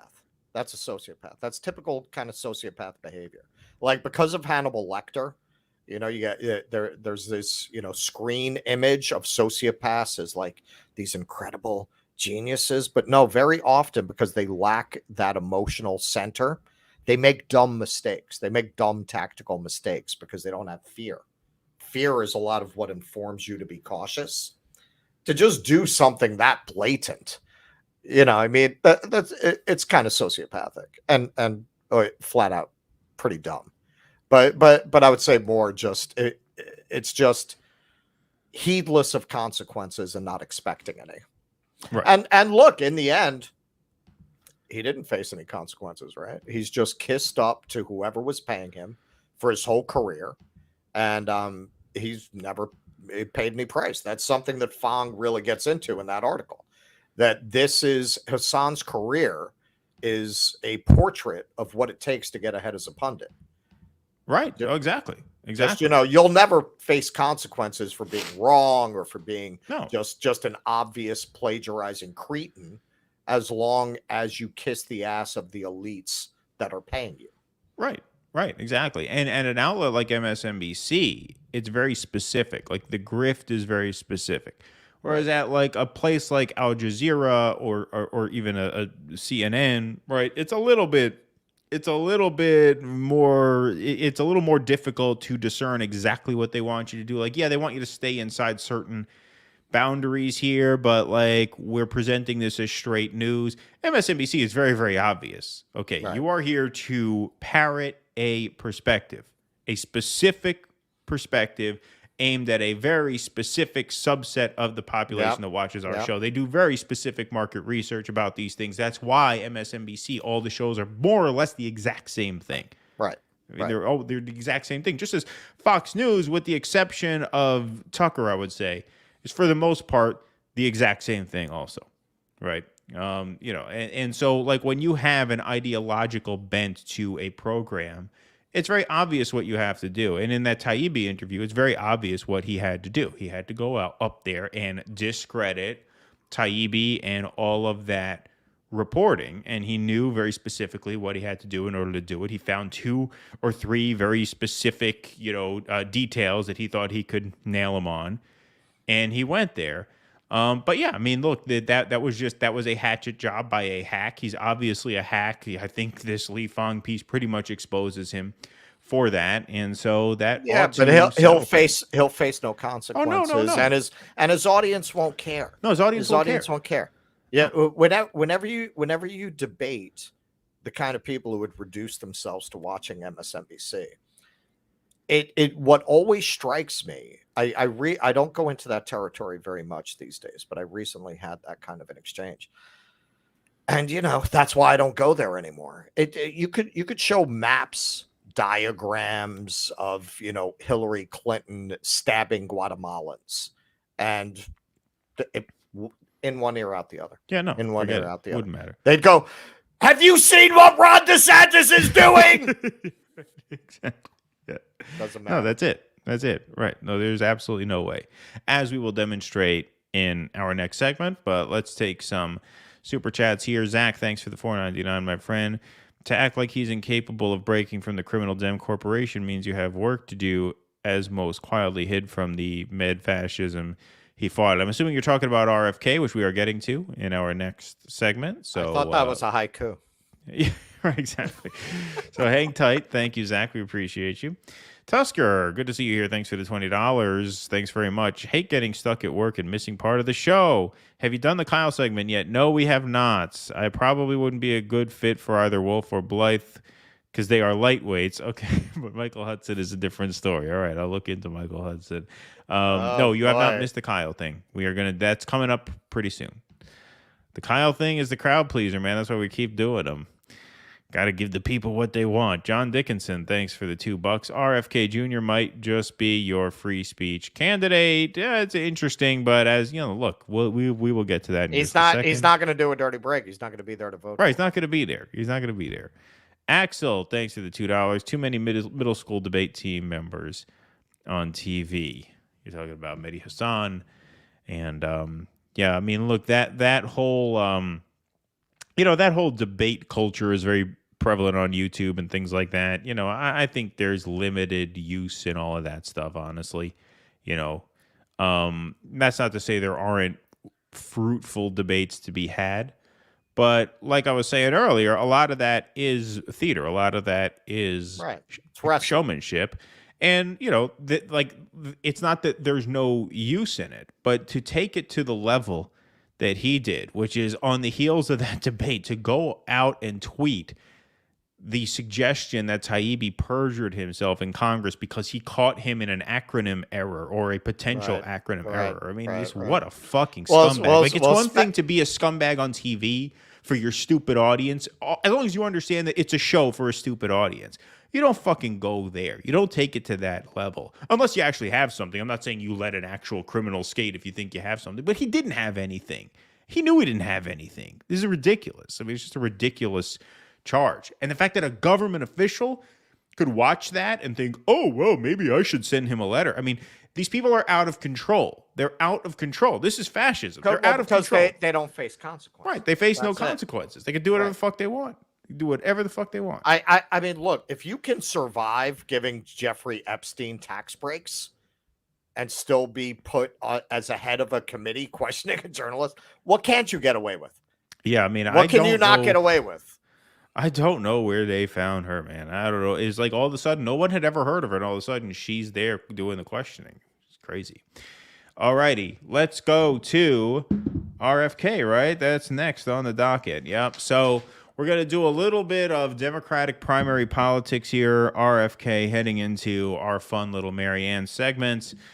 So obviously, Robert F. Kennedy Jr. announced formally his run for president as a Democrat in 2024 over this past week. Our friend Sabby Sabs was actually in the audience with a camera and mic set up, so we will probably talk more about this with her on Sunday, since she will be guesting on this program Sunday night at 7 p.m. That's April 23rd, so make sure you tune in.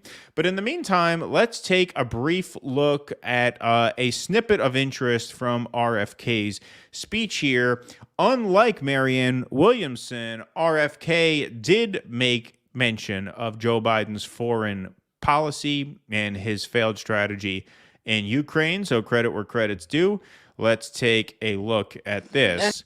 First, it's a good sign he hasn't blown too much of his campaign budget on the logo, right? Yeah. Didn't really waste much money there. Just kept it very simple.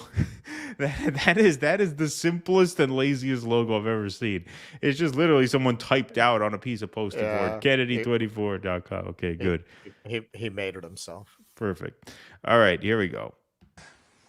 many of the steps that we've taken in the Ukraine have seemed to indicate that our interest is in prolonging the war rather than shortening it. So if those are our objectives, to have regime change and exhaust the Russians, that is completely antithetical to a humanitarian mission.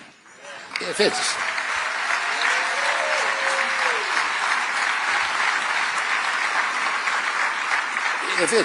if we're there for a humanitarian mission, it means to reduce bloodshed and bring an end to the war quickly. If we're there to exhaust the Russians or regime change, then doesn't it mean that the Ukraine is just a pawn in a geopolitical battle between two great superpowers, and that our strategy is to put the flower of Ukrainian youth into an abattoir of death in order to exhaust Russia? And if that's true, then we need to know about it. If it's not true, then we need a pretty good discussion with the President and the Secretary of Defense and others to tell us exactly what are we doing there. And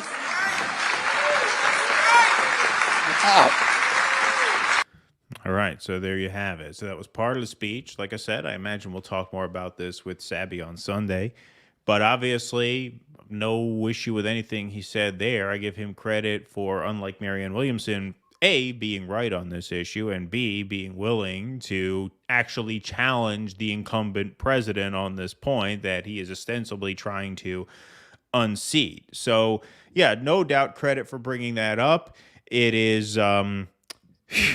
It's mind-boggling to see a Democrat talk that much substance, right? Like, since when have you heard a Democratic candidate for office actually talk real stuff, especially on the foreign policy front? Well, especially on that. Right. So credit where credit's due there. However, folks, because I know some of you in the chat are RFK stands and you're excited about this, and I don't know what's going on here. How many times have we said before, you cannot run in a Democratic primary, not because no Democratic candidate can have good ideas, but because the Democratic electorate is not susceptible to good ideas. They are not influenced by good ideas. You're dealing with a bunch of cowbell-waving sub-morons. That's who's voting in these primaries.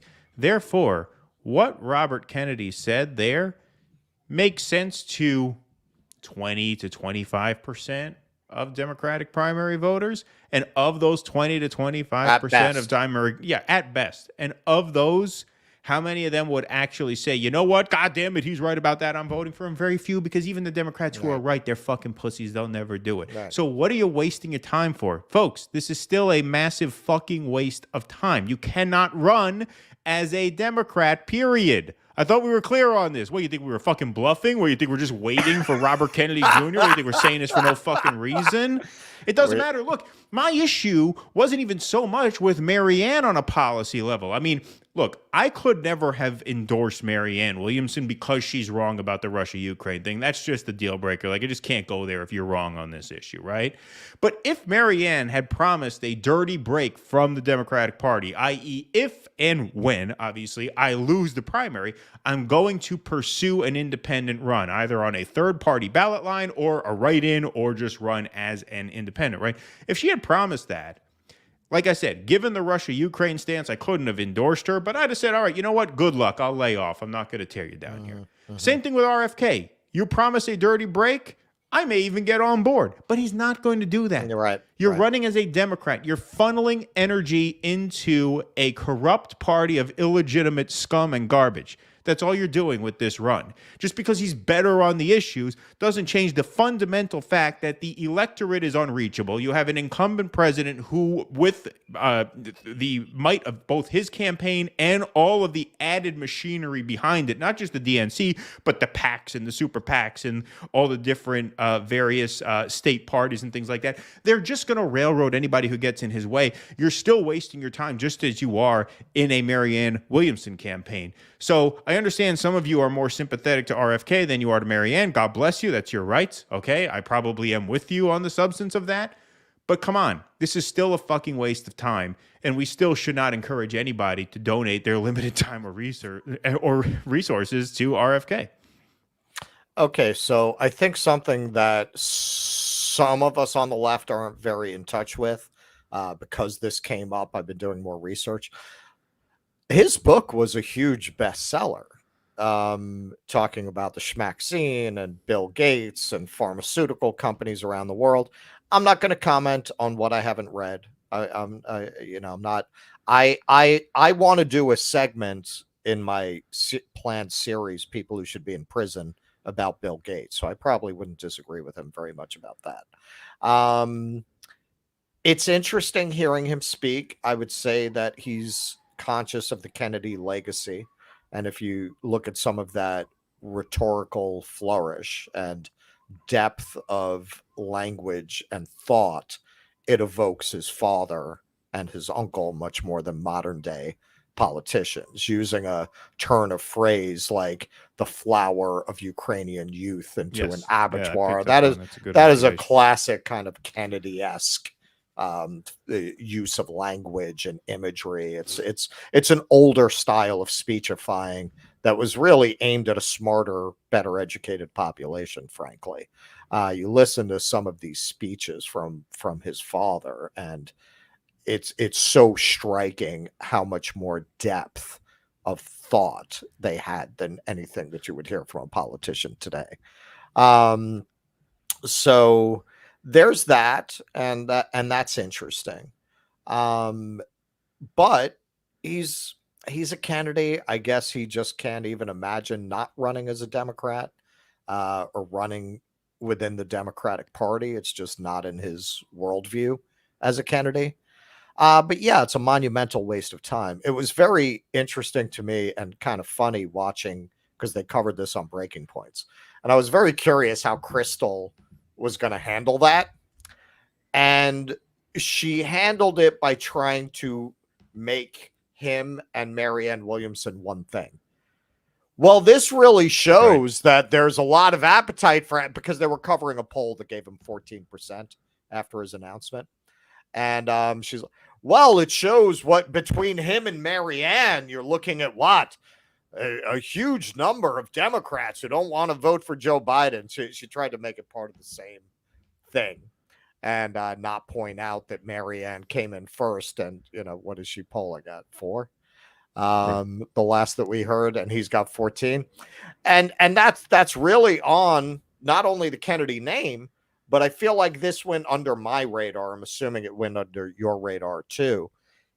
A lot of people read that book during the pandemic. It was a huge bestseller. I did not know that. They covered that in that segment. I think it was like number 3 for nonfiction for 2021. Yeah, look, I mean, he is a unique enough candidate where with an issue set like his, he's different enough where, like, yeah, you're going to appeal to certain people, right? But the fundamental the fundamentals of this primary are the same, of course. Regardless. Now, it's not surprising to me that he's outpolling Marianne, because he is a Kennedy, right? He comes from a line of Democratic loyalty, obviously. Which is Crystal really pounded that point. Well, but he's also his own thing. Like, he's different in the same way that, like, Sanders was different. That's why Sanders had this natural base of support, because he was just a different kind of politician, which obviously is going to draw certain people in who are different. But the Democratic primary electorate is just more and more a conformist space, that there's just no room to grow a kind of movement around a candidate like that, even if they have a built-in base of support in the 10s, or even if he gets into the low 20s, which I doubt very much he will. It's impossible to get beyond that. It was impossible for Bernie to break 35, even with all the momentum in the world, because you run into very, very quickly in the Democratic primary the cowbell and the bullhorn in the face when you challenge them on any of their inane, moronic bullshit. There is just no way to break through that, especially with all the Schmaxine stuff and the Ukraine stuff. I mean, both of those issues are orthodoxy to Democratic voters. And how pathetic, by the way, Marianne Williamson, you're polling 10 points behind a guy who takes those kinds of thumb in the eye positions to Democratic Party values. I mean, I can't think of any two ideas you can have that are like more offensive to the blue MAGA moron than his stance on the Schmaxine and the Russia-Ukraine war. Like, and the fact that Marianne, you're polling 10% behind that in a Democratic primary, that's pretty weak. I guess they don't find her credible. Imagine that. Right, imagine that. You know what I would find fascinating? I would love to see a demographic breakdown of where that 14% is coming from, because for him to get that high, I think maybe a certain element of it, maybe a quarter of that number, are the old people who vote in Democratic primaries who just want to vote for a candidate. Well, what Zach he's is a candidate. Here, I'm wondering, like, how many of those are in there? There's certainly, I think, a certain truth to that, but we're going to take super chats after the Kyle video because these are so connected. But I do want to take this because I think this is a good point that you raise here, Zach. Thanks for the $4.99. Go look at top comments on everything from Fox to libertarians covering his speech. The top plus 20 were people saying that they'll shift to Dem for the primary. Right. Yes, I think that's a good point, but that also speaks to the question, why run as a Democrat? If you have that kind of crossover appeal, why not just run as an independent? Right. Because I think you're right about that. I think there are a lot of people right of center who might not want to vote for Trump, who, maybe share a certain bipartisan nostalgia for Camelot, right? And hey, why the fuck not, right? So I think he has potential to make a splash as a third-party candidate. Now, you start talking about running third party, then you have my ear. Okay, fine. This Democrat primary shit, forget it. Forget it, man. The party is too dominated by brain-dead voters. It's what I've been saying for as long as we've had this show, and it's even more true now than ever before. Ever before. Look at these people. Look at the last segment we did. You got representatives threatening journalists with jail time, yet Fox News are the threat to democracy because they had to settle a lawsuit over some bullshit story that ultimately proved no threat to anything. I mean, it's just nonsense. It's just absolute nonsense. That's who you're trying to win over. It's not happening. It doesn't matter who you are. And if you want to see an intrepid journalist talking about the IRS going to Matt Taibbi's house, you have to go to a guy on Fox. You have to go to Tucker Carlson. Exactly. So what the fuck are we even talking about? Right, left, all of this shit. It's all out the window. Right. No, absolutely. No doubt about that. Anyway, RFK's announcements this week, perhaps rattled Marianne world a little bit, since Kyle was very, very excited that the primary was going to be a binary choice between Marianne and Joe Biden. That's just math. Yeah, it's just math, right? And this kind of threw a wrench into his plan. So he had to take back to his YouTube channel, which now, thanks to Marianne's help, has crossed that 1 million subscriber mark that he's been looking to hit for all this time.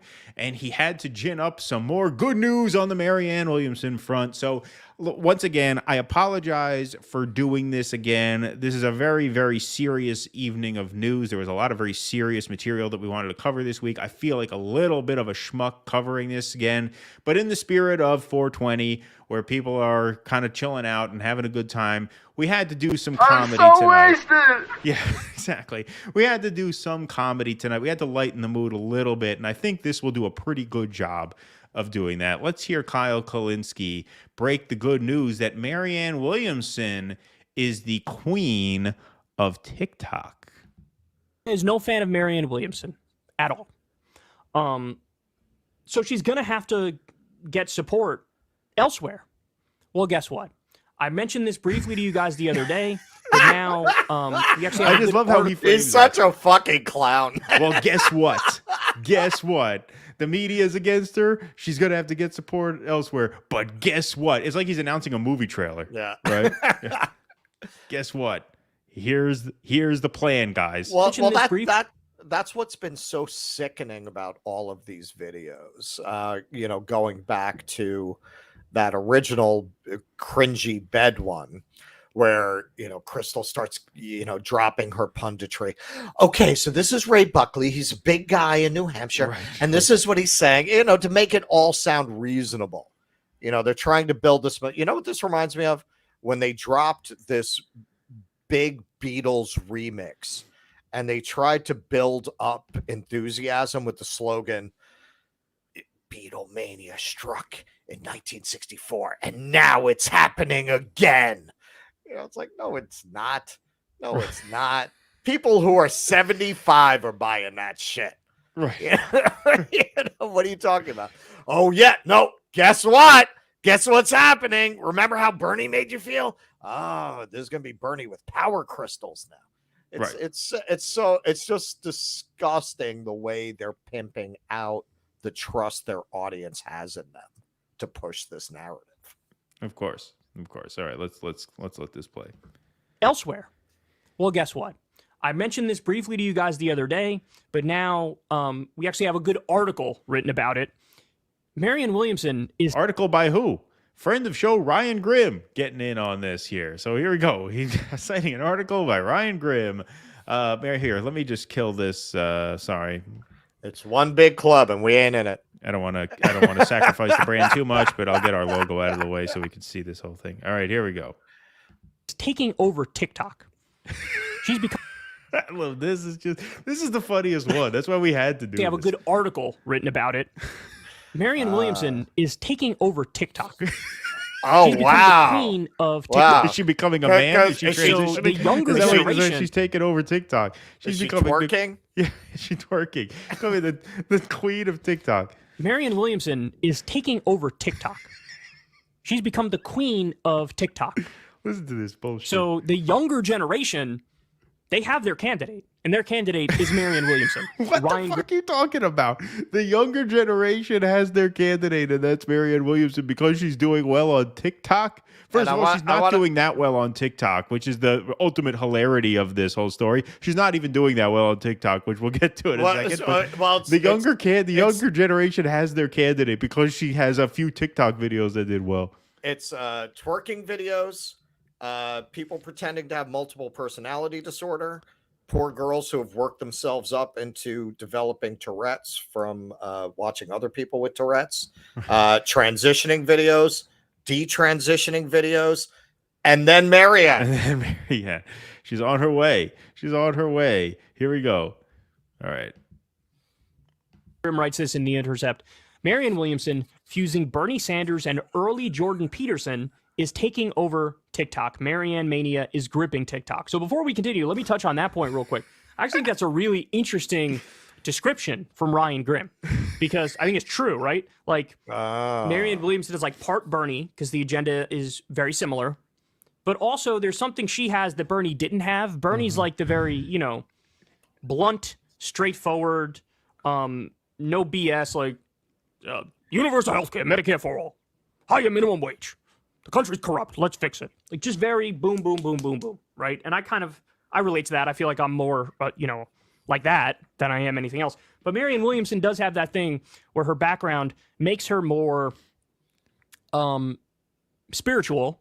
And so she can connect with people on a level that I just can and Bernie can't. Right. It's just not the same vibe. So here's what he says. Right. It's actually a far worse vibe. Right? Like the reason why Bernie did as well as he did is because that straightforwardness, that bluntness struck people as very authentic in a space where they very rarely see an authentic person. Right. So to present yourself as Marianne does as even more ridiculous and more manufactured than the stilted politician, which is how a lot of this spiritual talk plays to most people, it's actually a much, much worse vibe than Bernie's vibe. And by the way, just as we have, this was a 12-minute video. We edited together the highlights. We're not misrepresenting anything he's saying, but I just wanted to just full disclosure. We did cut together the best parts of this. Did you have anything to add? Yeah, well, that's what the Heartland really responds to, that LA culty guru prosperity gospel vibe. Right. Yeah, exactly. That's what brings that to the table. She brings that to the table. That's what is going to flip Ohio back to the blue team. Right, exactly. They were waiting for that all along. Kids may or may not be all right, but one thing is clear. They are super into Marianne Williamson. If engagement on TikTok is any indication, a Democratic presidential primary held today among people under 50 would result in a landslide for the best-selling author now making her second bid for the nomination. Okay, so I'm sorry. Can we hear that one more time? What? Can we hear that one more time? Super into Marianne Williamson. If engagement on TikTok is any indication, a Democratic presidential primary held today among people under 50 would result in a landslide for the best-selling author now making her second bid for the nomination. Okay, well, first of all, the average age of people on TikTok is 15. Yeah, well, first of all, TikTok is not an indication. It's not any indication. If TikTok were any indication, she'd win the under 50 vote. It's not. It's not. And second of all, even if it was, primary politics are dominated by people older than 50. So this is just like saying, yeah, if I had big ears in a trunk, I would look like a woolly mammoth, right? Like it's just like fucking crazy. Like what kind of a sentence is that? Well, if TikTok is any indication, and well, okay, so there are two false. If TikTok is any indication, which it's not, and no one over 50 voted in Democratic primaries, Marianne Williamson would win. I mean, Bernie had 80%. Right. Like, what are you talking? And it wasn't TikTok. It was everyone under 30. Right. You had 80%. Wasn't of that teenagers vote. too young to vote or not registered to vote? You're talking about TikTok. You don't even know who these people are. You don't even know who these people are or where they live. It's just fucking ridiculous. All right, Marianne is the number one choice of the CCP. Right. Yeah. That's it. I was going to leave it alone tonight. I know. You should have left it. He's trolling you guys now. Williamson has only posted 65 videos on TikTok. You own me Park book. Oh, this is great. Hold on. This is my favorite part right here. Among people under 50 would result in a landslide for the best-selling author now making her second bid for the nomination. Williamson has only posted 65 videos on TikTok, yet has drawn more than 11 million views. That's crazy. No, it's not crazy. 65 videos, 11 million views. So if you do the simple math, which I did earlier this afternoon, 11 million divided by 65 is 169,000, which means on average, her videos are getting 169,000 views on TikTok. That's not particularly impressive, especially for a celebrity. No. I mean, it's not impressive for anybody. It's not like that's even considered viral. It's not like they're getting 1 million each. You're talking about, dumbass, you're talking about trying to win an election here. You understand you need 10 million votes to win a Democratic primary? You need 10 million votes to even be in the conversation. You need more than that, actually. Bernie got 13 million in 2016, wasn't enough. So what am I talking about 10? You need at least 15 million votes. You're talking about, whoa, she's put out 65 TikTok videos and they have 11 million views. Here we come. They're averaging 169,000 views per TikTok video from an established celebrity and best-selling author. She's not even doing that. That's what's so amazing about this. She's not even killing it on TikTok. Even the premise is fucked up. That's not doing particularly well on TikTok. You're averaging less than 200,000 views per video. Well, not only that, it's like you polled high schools. Like the TikTok audience skews so young. Like, why is this even relevant? If you said she's really trending with members of AARP, that would be relevant. Right. At least that's a voting block. That's a voting block. Right. What the fuck are you talking about, man? It's like TikTok users. Half of these people are probably robots. Also, if you use TikTok, it's strange the way it works. It's not like YouTube. It's not like Twitter. Like when we started using it, the way it distributes your videos very quickly, we had like thousands of views. Which like in a few seconds, yeah. Because we're used to YouTube. So to get 169,000 for someone who, as you said, who's a celebrity with best-selling books with decades of celebrity, Oprah's spiritual advisor, that's really not that much. The numbers are not even that good. In fact, they're quite low, I would say. I would say she's underperforming on TikTok. All right, here we go. She's a big loser on TikTok. she's terrible on TikTok. She's terrible. Nobody's watching her. She's failing on TikTok. Power According to a TikTok data count. All right, here we go. That's crazy. According to a TikTok data counter. But there are also endless Marianne Maristan accounts, Marianne 2024 winner and Marianne for Prez among them, that post her speeches and rack up massive numbers. A scroll through the popular account, Real Democrat 2020 turns up multiple Williamson videos, all generating eye-popping numbers for her treatise. I never know how to say that word. Treatises on universal health care, corruption, gun rights, or abortion, including nearly 1 million views for whatever this is. I'm not going to click that link, but you guys get the gist. A recent poll found Williamson hovering above 20% with voters under 30.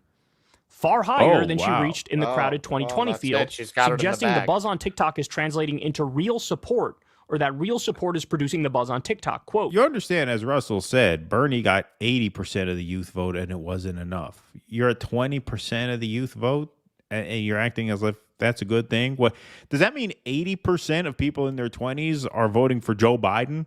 Right. Over you? Is that what that means? Is that what I'm supposed to believe? Right. Yeah. Flip that the other way. Exactly. I mean, that's just not even close to what you need. And look at how naturally repulsive to young people the incumbent is. And that's all you're getting? Right. You're running against Jim Crow Joe. Yeah. Yeah. And Marianne, I mean, one of the ways, I mean, there are a lot of ways in which Marianne is not comparable to Bernie in terms of the trajectory of their campaigns, right? There are a lot of ways in which Bernie is a lot stronger, but one of the ways in which Marianne is stronger is that she goes into a campaign, if we're comparing 2024 to 2016, with much bigger name ID than Sanders did going into 2016. Don't forget, when Bernie was polling at 10%, very few people knew who the hell he was. Yeah, Marianne's entering this as a celebrity. Right. All right, here we go. I'm obsessed with it, said Jessica Burbank, a leftist political TikTok star who posts as Burbank of the Marianne mania. So the other thing I wanted to show you guys is your boy gets a shout out. Look at this.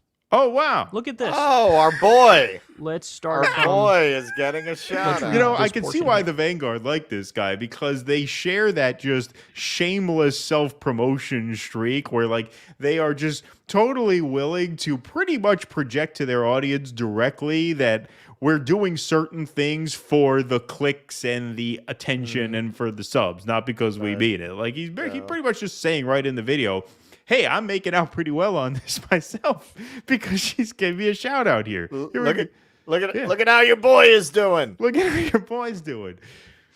Given the reputation Jordan Peterson has since earned himself, it's not the friendliest comparison in the wrong light. And I asked Williamson for her take on it.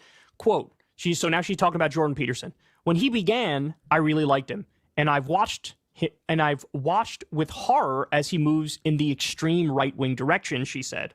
When he began, his power lay in the fact that he was speaking to the whole person, but then he veered off into a strange direction. But the need is clearly there, she said. When you talk about being a figure that young men can look up to and learn from, I was really moved on my latest swings through New Hampshire and South Carolina to hear how many young men came up to me and said, I'm here because I heard about you from Kyle Kulinski, she said. All right, let me just pause it here, because this is where it actually takes a sad turn. This is where I actually seriously take issue with what he's doing here.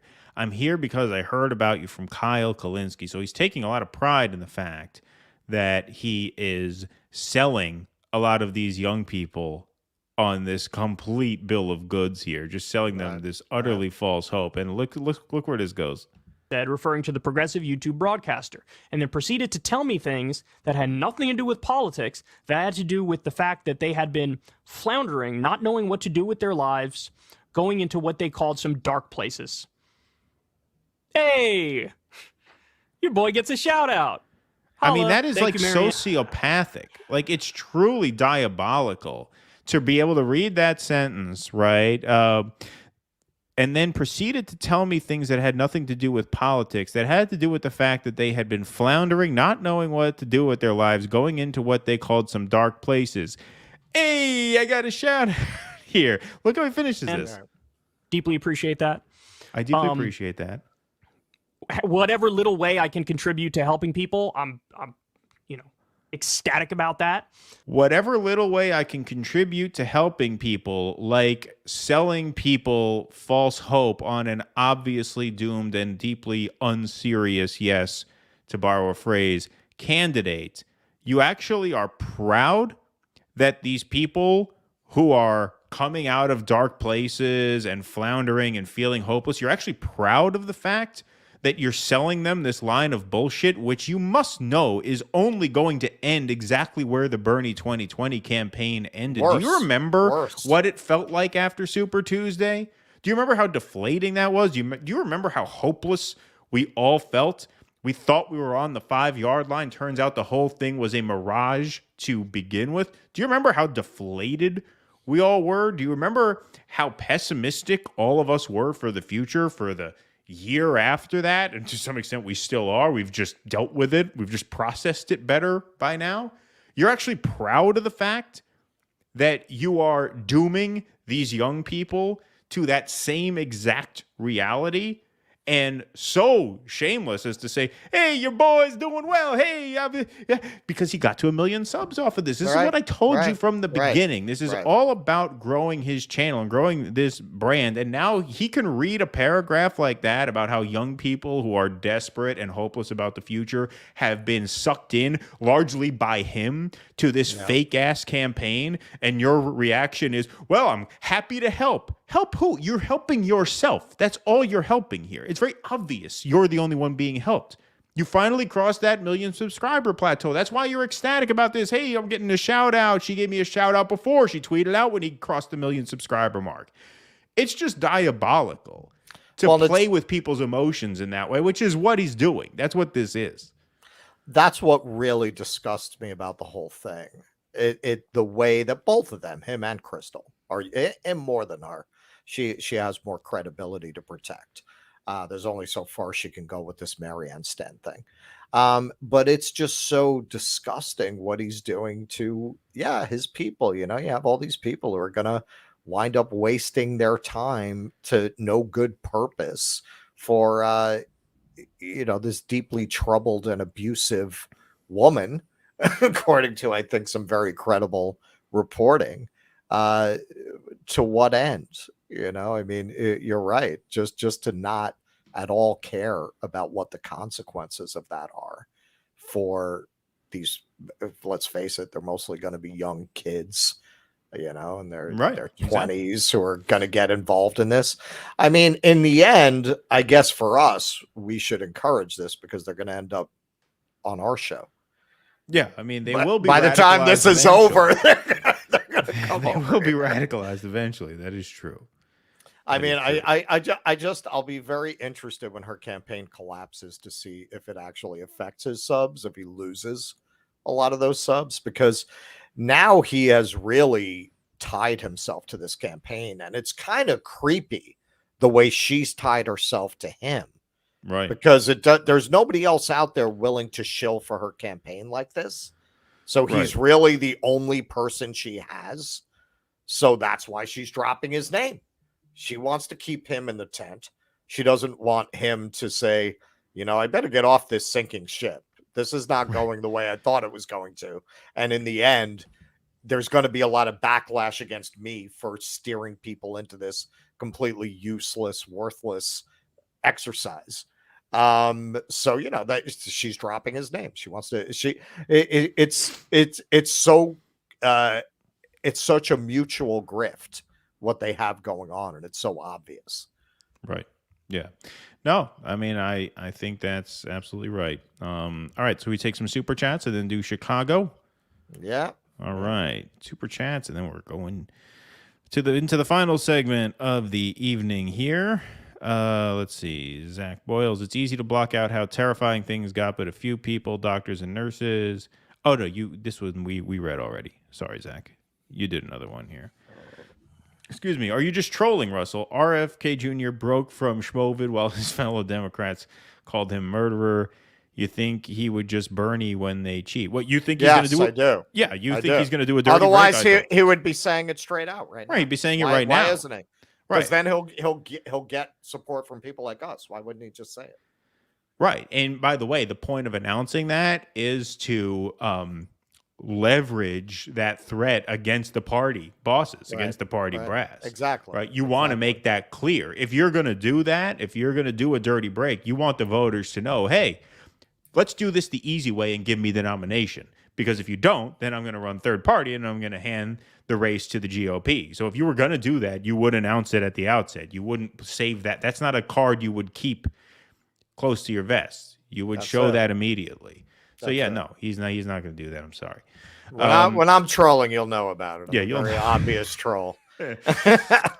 I'm not subtle with my trolling. Right.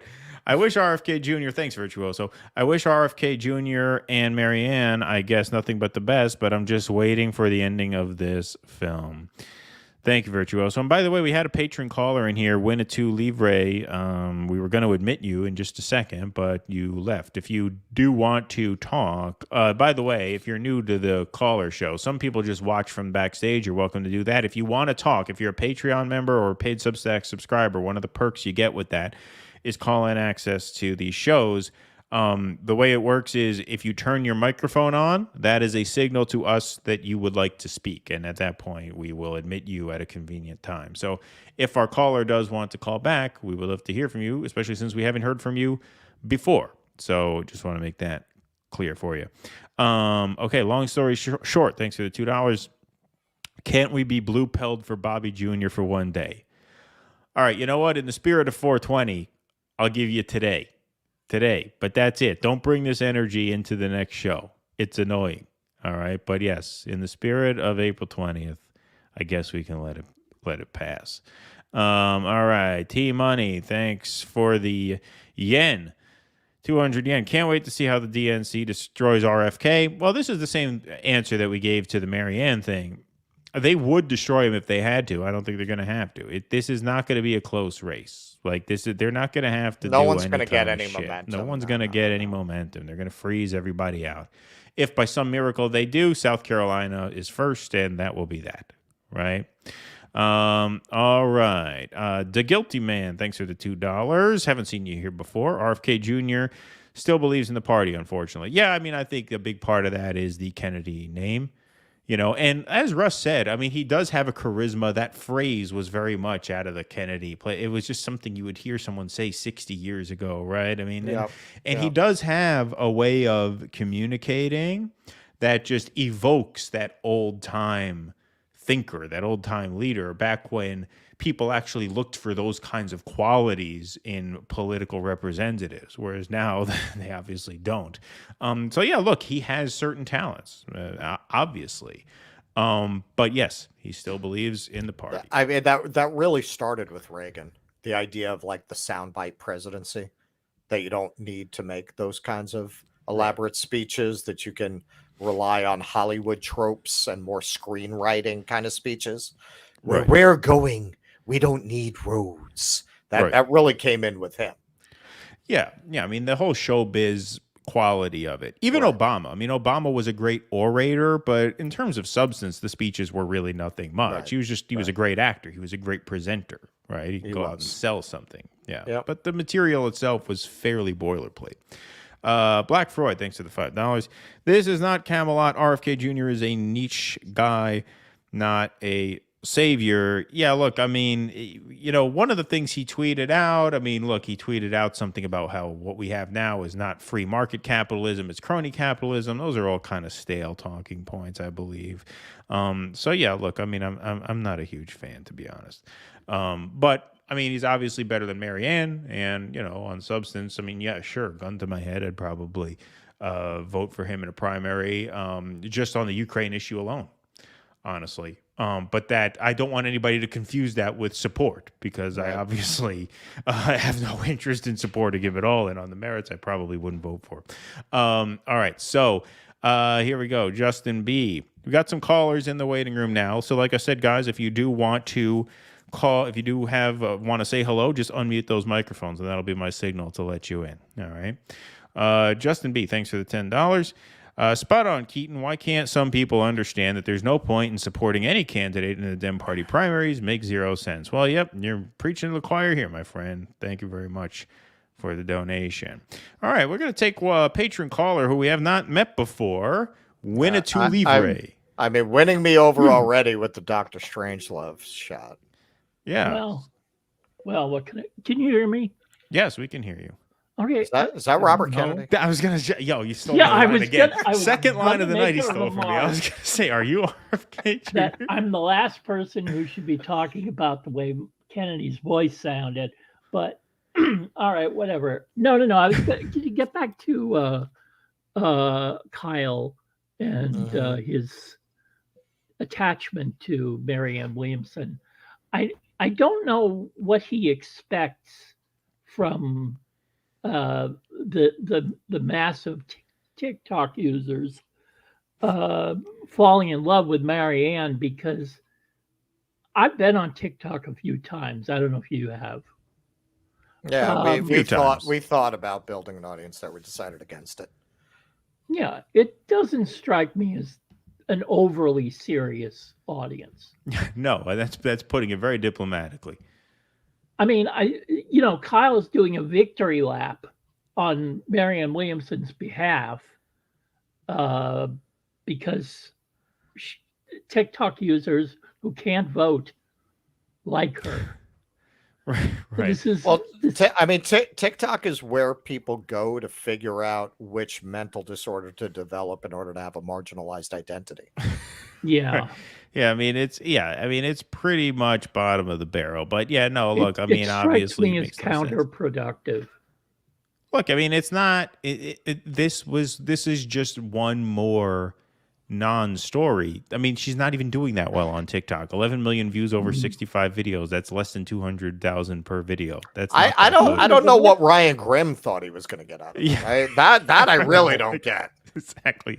Yeah. I don't get that either. Like you're already beclowning yourself increasingly on a weekly basis. What are you going to attach yourself to that thing? It's probably going to implode before it gets to South Carolina.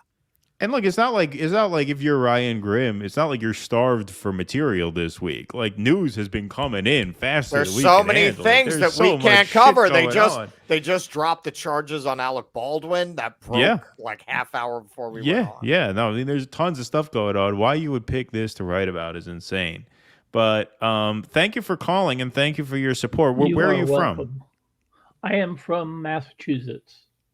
Oh, Kennedy country. I was going to say, you sure this is not RFK? Are we sure? I think he's from New York, but no, my voice does not always sound like this. So if I call in another, does he have like a medical condition that makes his voice? No, he does. Like he does. Yeah, that's why. Yeah, he does. He has a rare medical condition that's doing that to his voice. Yeah, because it must be something. That is a condition. Yeah. Yeah. Well, he's not going to be welcome in Hyannisport if he. No, I mean that's the thing. Yeah, no, I get why he announced in Boston, trying to evoke that Kennedy nostalgia, which I guess worked. It got some of those boomers on. I think that's part of that 14%.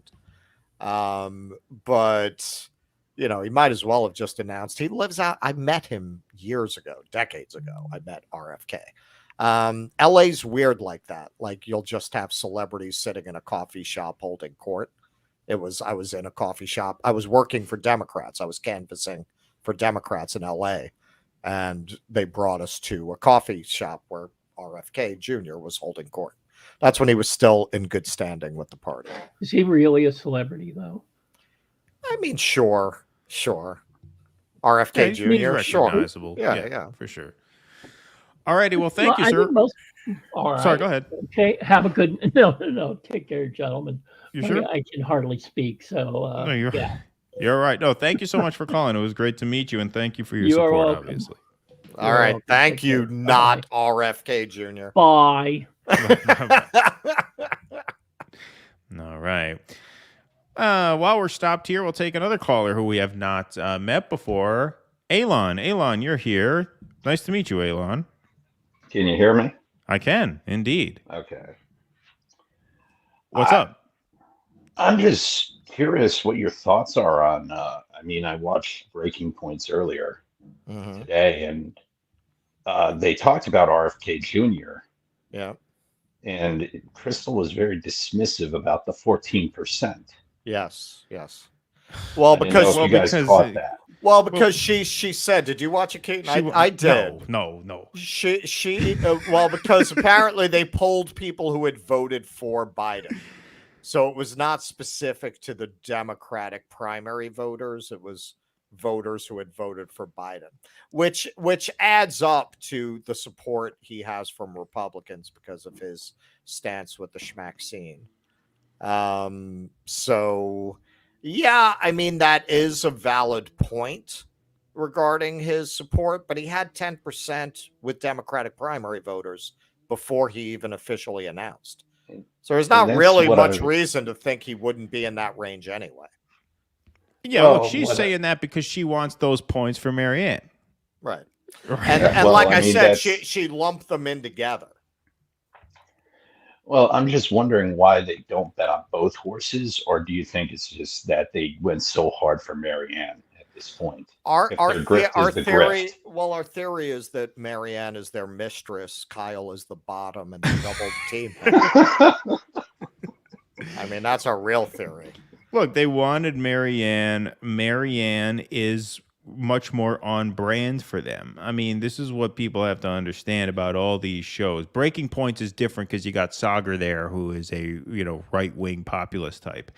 But when it comes to Kyle and when it comes to Crystal and all these shows in that world, right, the David Dole and the Humanist Report, these are progressive shows, but at the end of the day, these are Democrat shows.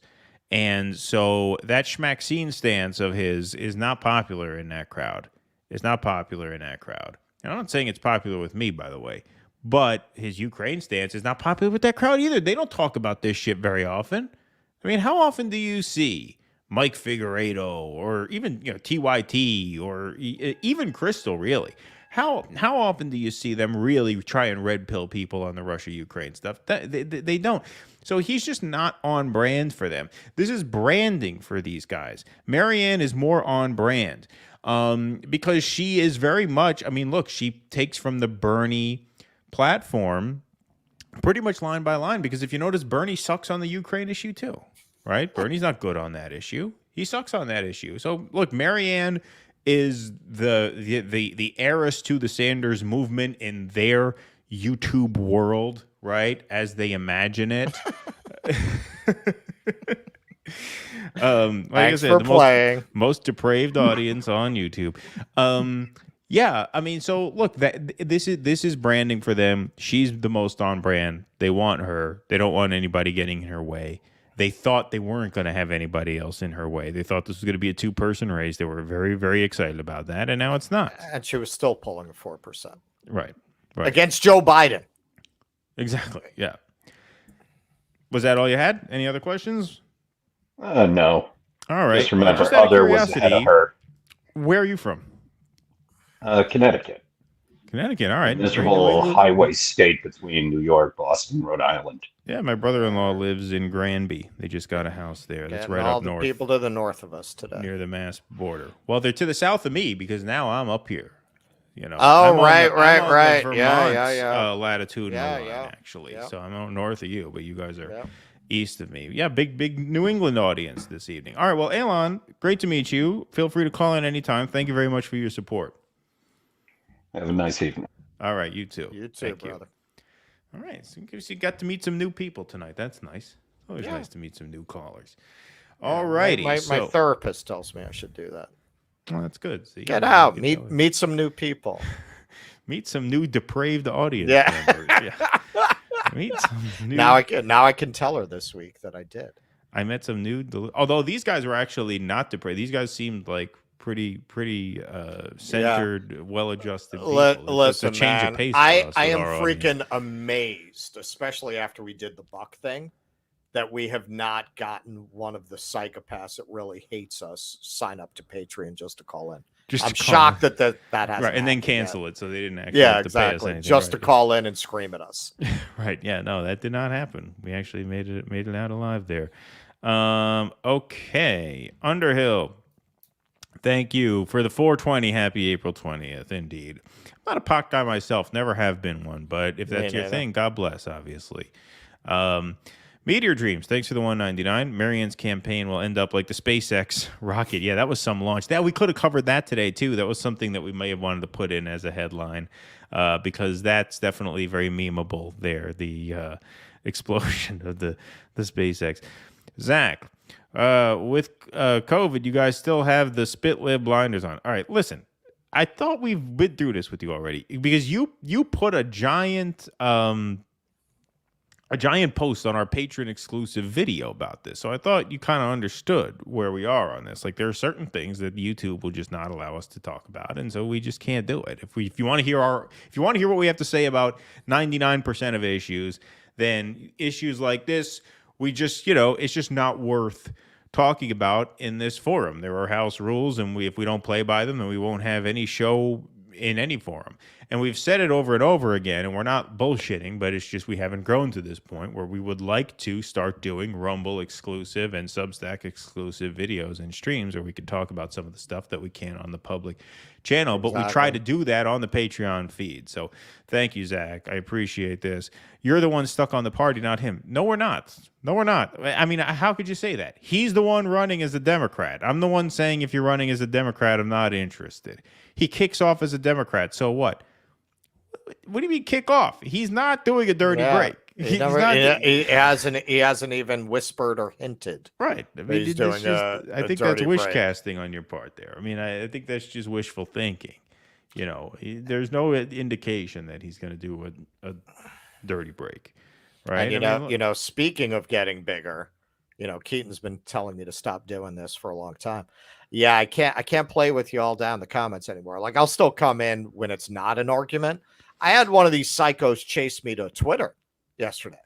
Yeah, I couldn't comment all day, which officially I haven't been able to find anywhere that says that that's policy.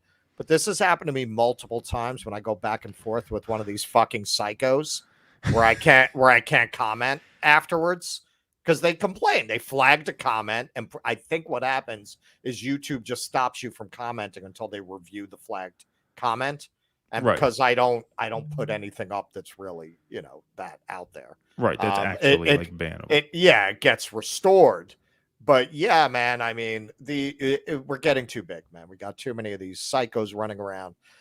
Keaton's, we've discussed this offline, and he's right, man. You got people, they just live to obsess on a channel on YouTube. It's the craziest thing. Like, why? I said, the guy, when he chased me at Twitter, I was like, he's like, I'm a real leftist. I was like, what? Being a sad, pathetic, lonely, frustrated guy with nothing better to do than obsess on an obscure YouTube channel makes you a real leftist? No, it just makes you pathetic. Now, look, you say shit like, and anyone who's seen me in the chat, I'm a Queens guy. I go right for your fucking eyes. Like with these people, you don't know what kind of psycho you're going to provoke into making it their life's work to shut down your channel, or to whatever. Yeah, exactly. So I can't play with those crazy fuckers in the comments anymore. I know I've entertained a lot of you with my absolute lack of boundaries, but I can't do that shit to these people anymore. They're too crazy, and there are too many of them now. Yeah, there's too many. No sooner do you get rid of one than another one comes and decides that your show is being made by the Antichrist and it's their mission to argue with you. Argue with you, right? Exactly. Yeah. I honestly, man, I never understand. There are so many channels I hate. I have a really simple solution. I don't watch them. Yeah, you just don't watch them, right? Exactly. Right. Yeah, it's easy fix on there, right? I just don't understand what. I mean, I do understand. The internet is a refuge for a lot of people who don't have anything else. Like, that's what you always get when you go back and forth with these people. You really get the sense that, like, this is their only outlet. Right? I mean, it's kind of sad.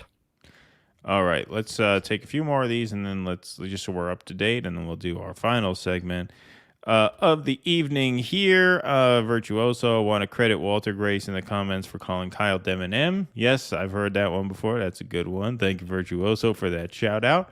Cool Blue, thanks for the $1.99. The target audience for Kyle, lobotomized viewers. Yeah, I mean, look, it is the lowest common denominator thing there. For sure. William Brooks, thank you for the $20. That's very kind of you, my friend. I would like to imagine another way of political organizing in the face of consolidating elite power, but I cannot. Well, I mean, look, I think there are things that can be done. I think mass actions, civil disobedience, Chris Hedges calls it the imperative of revolt, right? The moral imperative of revolt. I think that's something to do. I think mutual aid efforts are obviously worth engaging in. I think there's organizing that can happen. There are battles that can happen. But, you know, one thing that Nick Cruz from RBN said when we were on his show that I thought was really, really good, and I watched the clip back because he actually clipped this portion of it. He says, at this point, the question is, how do we survive the collapse? It's no longer a question of whether there will be a collapse. Yeah. It's a question of how to survive it. And as our next segment will show. As our next segment will show, absolutely. And so this becomes a question of that. Like, anyway, I don't want to step on the next segment. I'm sure if you're here and you're looking at us, we will answer that to your satisfaction when we do our next segment. But thank you for the question. Okay. Virtuoso, protect RFK at all times. Just saying. And that's why he will never do a dirty break. Exactly, yeah. Does anyone remember Bill Clinton gloating at the DNC convention, the sound cannons? How do people support the DNC? Yeah, no, look, they have every tool at their disposal to shut you down if they need it. But their most powerful tool are their brainwashed idiot voters. This is what I always have to stress to people, because a lot of the emphasis gets put on the DNC and what they do at the top and how they manipulate things, because that's a more interesting narrative to follow, right? It's a story. It has twists and turns. The reality is very, very simple. You have a party whose voter base is dominated by the people who, for fans of the show, have been back before, will just blow a cowbell in your face and bring a bullhorn in your face if you challenge them on anything, even if what you're challenging them on is something that they themselves would have agreed with 15 years ago. I could have used a little more cowbell. Right, exactly. Exactly. If that's not what their media is telling them right now, then they just, they go wherever their media tells them to go. And that's the only weapon that the Democrats are going to need as far as this presidential primary goes, to the extent that there even is one. All right. Here we go. Let's do our final segment of the evening. So last week, Chicago's Magnificent Mile shopping district on Michigan Avenue was overrun with looters. This is a story that has not gotten much play in left-wing media spaces. It's gotten a lot on right-wing media spaces. But here's just a video montage of a little bit, a sampling of what went down there.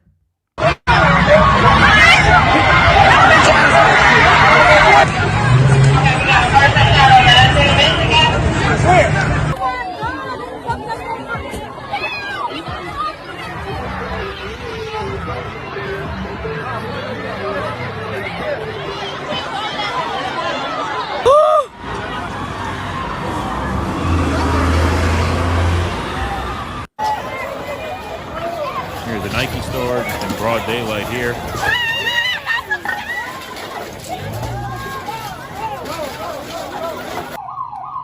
This is the inside of a Walmart. After it was looted, 4 Walmart locations have now closed down in the city of Chicago. So there you have that. It's just a sampling.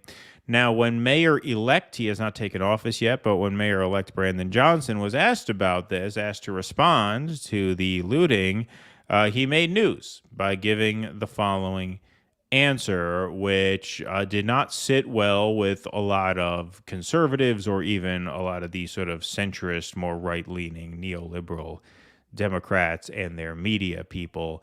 So here, let's have a look at what he has to say. That's how they can eat? The real answer is, how do we make sure, the question is, how do we make sure that people can eat? Look, no one is going to condone, behavior that quite frankly speaks to a level of desperation. So you're not condoning looting? I'm saying that people are acting out of desperation. We don't want a society that is acting out of desperation, but you have to pay attention to the cries that people have. So you're not condoning looting? There's no way to embrace that. What I'm saying is You can't condone the looting that corporations continue to do every single day when they take tax dollars from black, brown, white folks all over the city of Chicago so that they can turn a profit. Okay. So what he says there is actually very in line with one of my favorite pieces of George Carlin sound. This was from the Bill Maher show in the wake of Hurricane Katrina and the subsequent looting and all the hand-wringing over looting that went on during that time. Here's George Carlin on the problem of looting in America. It's one of my favorite clips of his. So let's just take a brief listen. The real looting in this country takes place in the transfer of the wealth from the poor to the rich. I'm sorry that you don't like class and the truth, my friend, but you're just stuck with it. Class and truth. And the poor have been systematically looted in this country. The rich have been made richer under this criminal, fascist president and his government. Talking about, of course, President George Bush. That was back when the cowbell people had a problem with George Bush. But look, before Michelle rehabilitated him. Exactly. I think what Brandon Johnson said there is more or less right on. I don't take issue with really any of that. Now, on a textual level, was this desperation in the sense that were they looting grocery stores for food so they can eat? No. But this is nihilism that is certainly born of a certain despair about the future and a certain detachment to the community that they live in, because the communities that they live in have had their wealth extracted by corporate tenants of the more upscale neighborhoods of those cities. In Chicago, you saw that happen on the Magnificent Mile. In New York City, I would get the question very, very often, as I'm sure Russell did as a tour guide. You'd be walking through an expensive area, or even like Times Square, right, the M&M store, and they say, given the rents in this area, how do the people working at the stores afford to live here? Well, they don't afford to live here. They take the train in from an hour and a half away. You board the L train out in the slums of East New York, and you ride it an hour and a half into Midtown to work a minimum wage job selling bullshit candy to rich tourists who are there on vacation. That is corporate extraction of wealth from the communities. That is a form, yes, as George Carlin said, of looting. This is transference of wealth from the poor to the rich. This is redistribution in the wrong direction. And one quote that I tried to find, and I couldn't find it because there's so much of his stuff online, but Killer Mike went on Bill Maher one time and was asked about looting, and he says, well, the thing you have to understand about looting is that a lot of people in these neighborhoods, they feel as though they are renters in their communities. They don't feel invested in their communities because they don't own any of it. They don't have a stake in any of it. When you rent something, you don't care for it as if it's your own.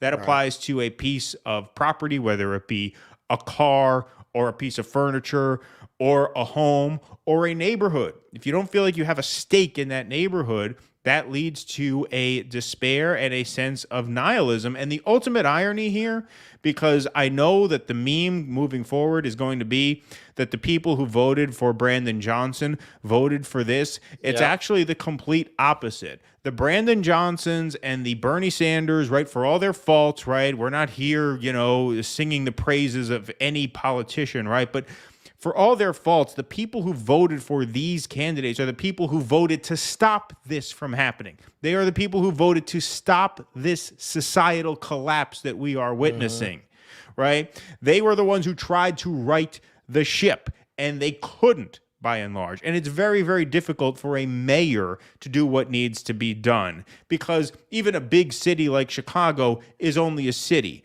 This system needed a major top-down overhaul, which is why I thought those Bernie Sanders campaigns were so important to support. We said throughout them, this is the last chance to pull that airplane up before it crashes into the mountain. If this fails, we're crashing into the mountain. And the question is, how do we survive that, as Nick Cruz put so well when we were on his show? The plane has hit the mountain now. That we are past the point of no return now. And these voters and these media stooges like this here, they want to lay this at the feet of the progressives like Brandon Johnson and the people who voted for him, you see here where they ask him, are you Who's gonna defending looting? Are you condone, defending looting? They're not you know, interested in hearing about his diagnosis of why this is happening or the context in which this is happening. They just keep repeating over and over again, well, you're not defending looting, are you? You're not defending looting, are you? Like, these voters, the people who voted for this are the people who have voted for neoliberal Democrats and conservative Republicans, people who have voted for the maintenance and management of an unjust, unsustainable, and unviable status quo. They are the ones who voted for this collapse. They are the ones who voted for this looting, whether they know it or not. And now they're going to lay it at the feet of these reformers who tried their best in the face of insurmountable odds. And now they're going to say, well, you're not putting enough cops on the street. There are not enough cops on the street to suppress the rage that is coming. There are not enough cops on the street to keep a lid on this because you have pushed it too far. And especially in cities like New York, Chicago, San Francisco, Los Angeles, what are we seeing? We're seeing tent cities. We're seeing crime everywhere because you have concentrated too much wealth in the hands of too few people, many of whom don't even live in the fucking cities anymore. It's literally been sucked out by these global corporations. And you have populations of people who just have no future and no hope for anything. So of course this is going to happen. Of course this is going to happen. And it is absurd to lay this at the feet of these progressive politicians whose policies would have prevented this if they were allowed to gain any traction within the voting public. But no, the voters are going to vote for the same old, and they're going to get petulant about, well, why don't we have enough cops to keep the shoe level? Because it's math. It's math. When you fuck too many people for too many years, it becomes impossible to keep a lid on this. And that's what we're starting to see now, which is what we warned about. That's what we warned about. And so now we're here. I described when Sanders was running, I told people he's a Hail Mary pass. I didn't even feel that he would necessarily be able to stop the collapse. But I knew that the kinds of policy reforms he was proposing were the only chance we had. And now, yes, we're around that bend. Now we're on the other side of it. Decades of neoliberalism have left people just hopeless and nihilistic. This is a collapse of society. So I want to address this on a few levels. One, you mentioned that this is getting no coverage in left media, and it's not. I think a lot of people don't even know this is happening. They don't even know about it. That's not good. That's not good. We need to talk about this. I understand why they don't want to show it, especially with Tucker on there every night doing his, coded white nationalism thing by showing these videos. You can imagine how he's covering this. As evident, and of course it's John. Well, you voted for this. Exactly. That's how this is all playing in the right-wing media. It is a big mistake, and it's a mistake the libs always make, and we should not make it. When there's an inconvenient event or narrative, or they hide it. We can't do that. We can't do that. That's how you get blindsided by the right-wing narrative, because you don't even know what it is, because your media is not even covering the event that they're talking about. You don't even know that it's happening. That's why the libs are so. I just went on for a long time there, but I don't even think it's that inconvenient. I think this proves our point. As people on the left, this proves what we were saying, which is we tried to stop this from getting here. Right. That requires more thought. Right. Right. But if you just look at these images, I think a lot of people on the left don't want to cover it because they feel like it's going to stir up racism because of who's in these images are mostly African Americans. And they don't want to talk about it because they feel like it's going to be a rebuke against defund the police movements. But that's already happening. That's not going to go away. You can't argue the other side if you don't acknowledge that this is happening. That's what I mean. They bury their heads in the sand and they don't want to deal with it because they're afraid of what it's going to bring up. And it's already bringing that up. Right-wing media is all over this. They're all over it. Believe me. So you need to look at it and you need to evaluate how we're going to deal with it. So I often, when this comes up... Sorry, it was an accident. When this comes up, I often talk about how tricky it is to try to deal with this kind of a situation once it's in full swing, because it is such a potent issue for the right. And as a native New Yorker, I'm particularly sensitive to how much power the police have to shape those narratives. So I'm going to remind you of a little blast from the past.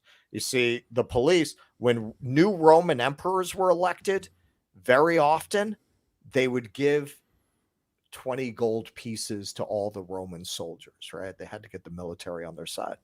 If you remember, and you might not if you're not from New York, right at the height of the George Floyd protests, de Blasio came out, a Democrat, and made it clear that he supports the police. Because if you lose the police in New York, they will fuck you. They will fuck you. And this is true on a national level. So let's take a look at what one woman said they told her about when they refused to intervene to help out a couple that was being attacked. Yeah, so this was a good Samaritan who intervened to help out these two people. And when she talked to the cops about it, she talks about how that conversation went. Went out into the street and stopped and held my hands up to a police car and asked them to stop and motioned them over to what was going on. And they just cut a path around me and just kept going. She was eventually able to get the couple into her car. Then she drove them to the police station. Got told by the desk sergeant that this was going to happen. It was going to keep happening because Brandon Johnson got elected.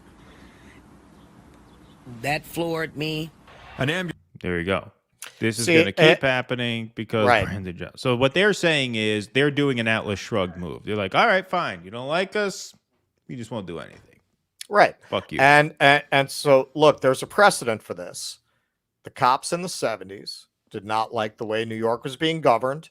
They didn't like the police budget. And they very infamously, this is a kind of legendary thing in New York history, they printed up a pamphlet called Welcome to Fear City. And they started going to airports and handing these out to tourists upon arrival to screw the tourism industry in New York, to force the Democrats out, essentially. And, you know, it took some time. Eventually they succeeded with Giuliani. So we have a graphic of that. This is very, very famous in New York City history.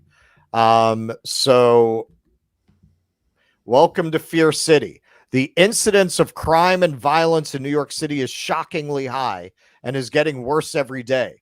During the 4-month period ended April 30th, 1975, that is, robberies were up 21%, aggravated assault was up 15%, larceny was up 22%, and burglary was up 19%. So then they have all these talking points. Stay off the streets after 6 p.m., don't walk, avoid public transportation, remain in Manhattan, protect your property, safeguard your handbag, conceal property in automobiles.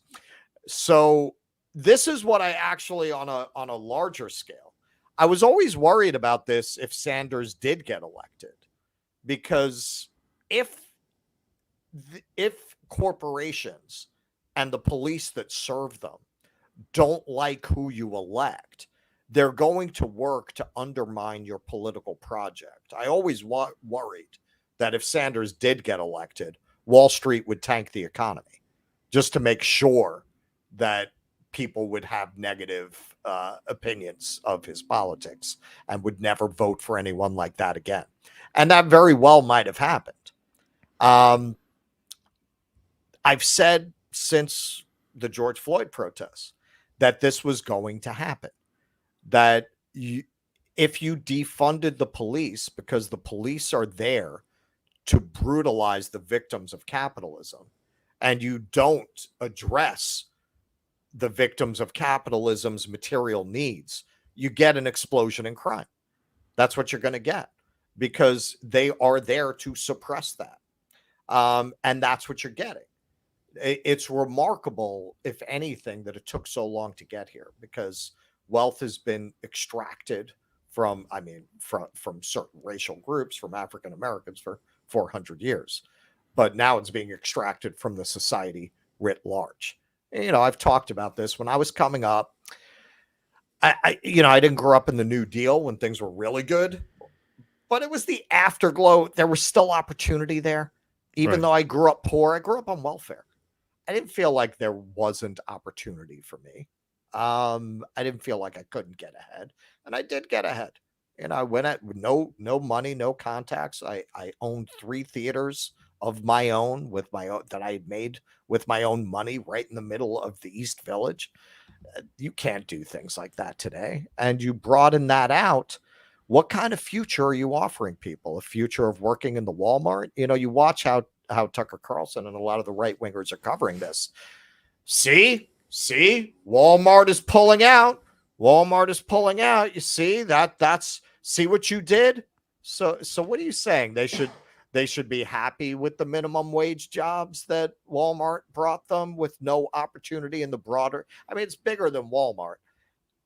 You used to be able to save up money, buy a house, right? You didn't have to have some kind of high flying finance job to afford that. So you had a reason not to riot. You had a reason not to loot. Sure. You had some kind of a vision of a future. What kind of a future are you offering them? What kind and people in general in the society? There are fewer and fewer people on the top and more people on the bottom. And as we did talk about when we were on with Nick Cruz, okay, so now you're having people at the bottom of the socioeconomic scale rioting and losing faith in the system. What's going to happen when AI just makes all of these middle management and even law jobs and paralegal, all these things are going to be obsolete in the next 5 to 10 years. What's going to happen then? Like, capitalism is no longer working for the majority of the population already. And now you're going to have that upper 20% having capitalism not working for them. Who's going to be left? Just the owner class? That's it? That's not sustainable. Yeah. No, I mean, look, you're right. But in the short term, what you have here, I always thought the Occupy Wall Street motto and their sort of framing of this as the 99 versus the 1%, I mean, I understand why they use that, right? It's good. It makes for a good poster, but it's really not 99 versus 1. You look at a study that says 62% of Americans can't afford a $500 emergency. That's the real divide. The real divide is between the 62 who cannot afford $500 when they're in a jam and the 38% who can.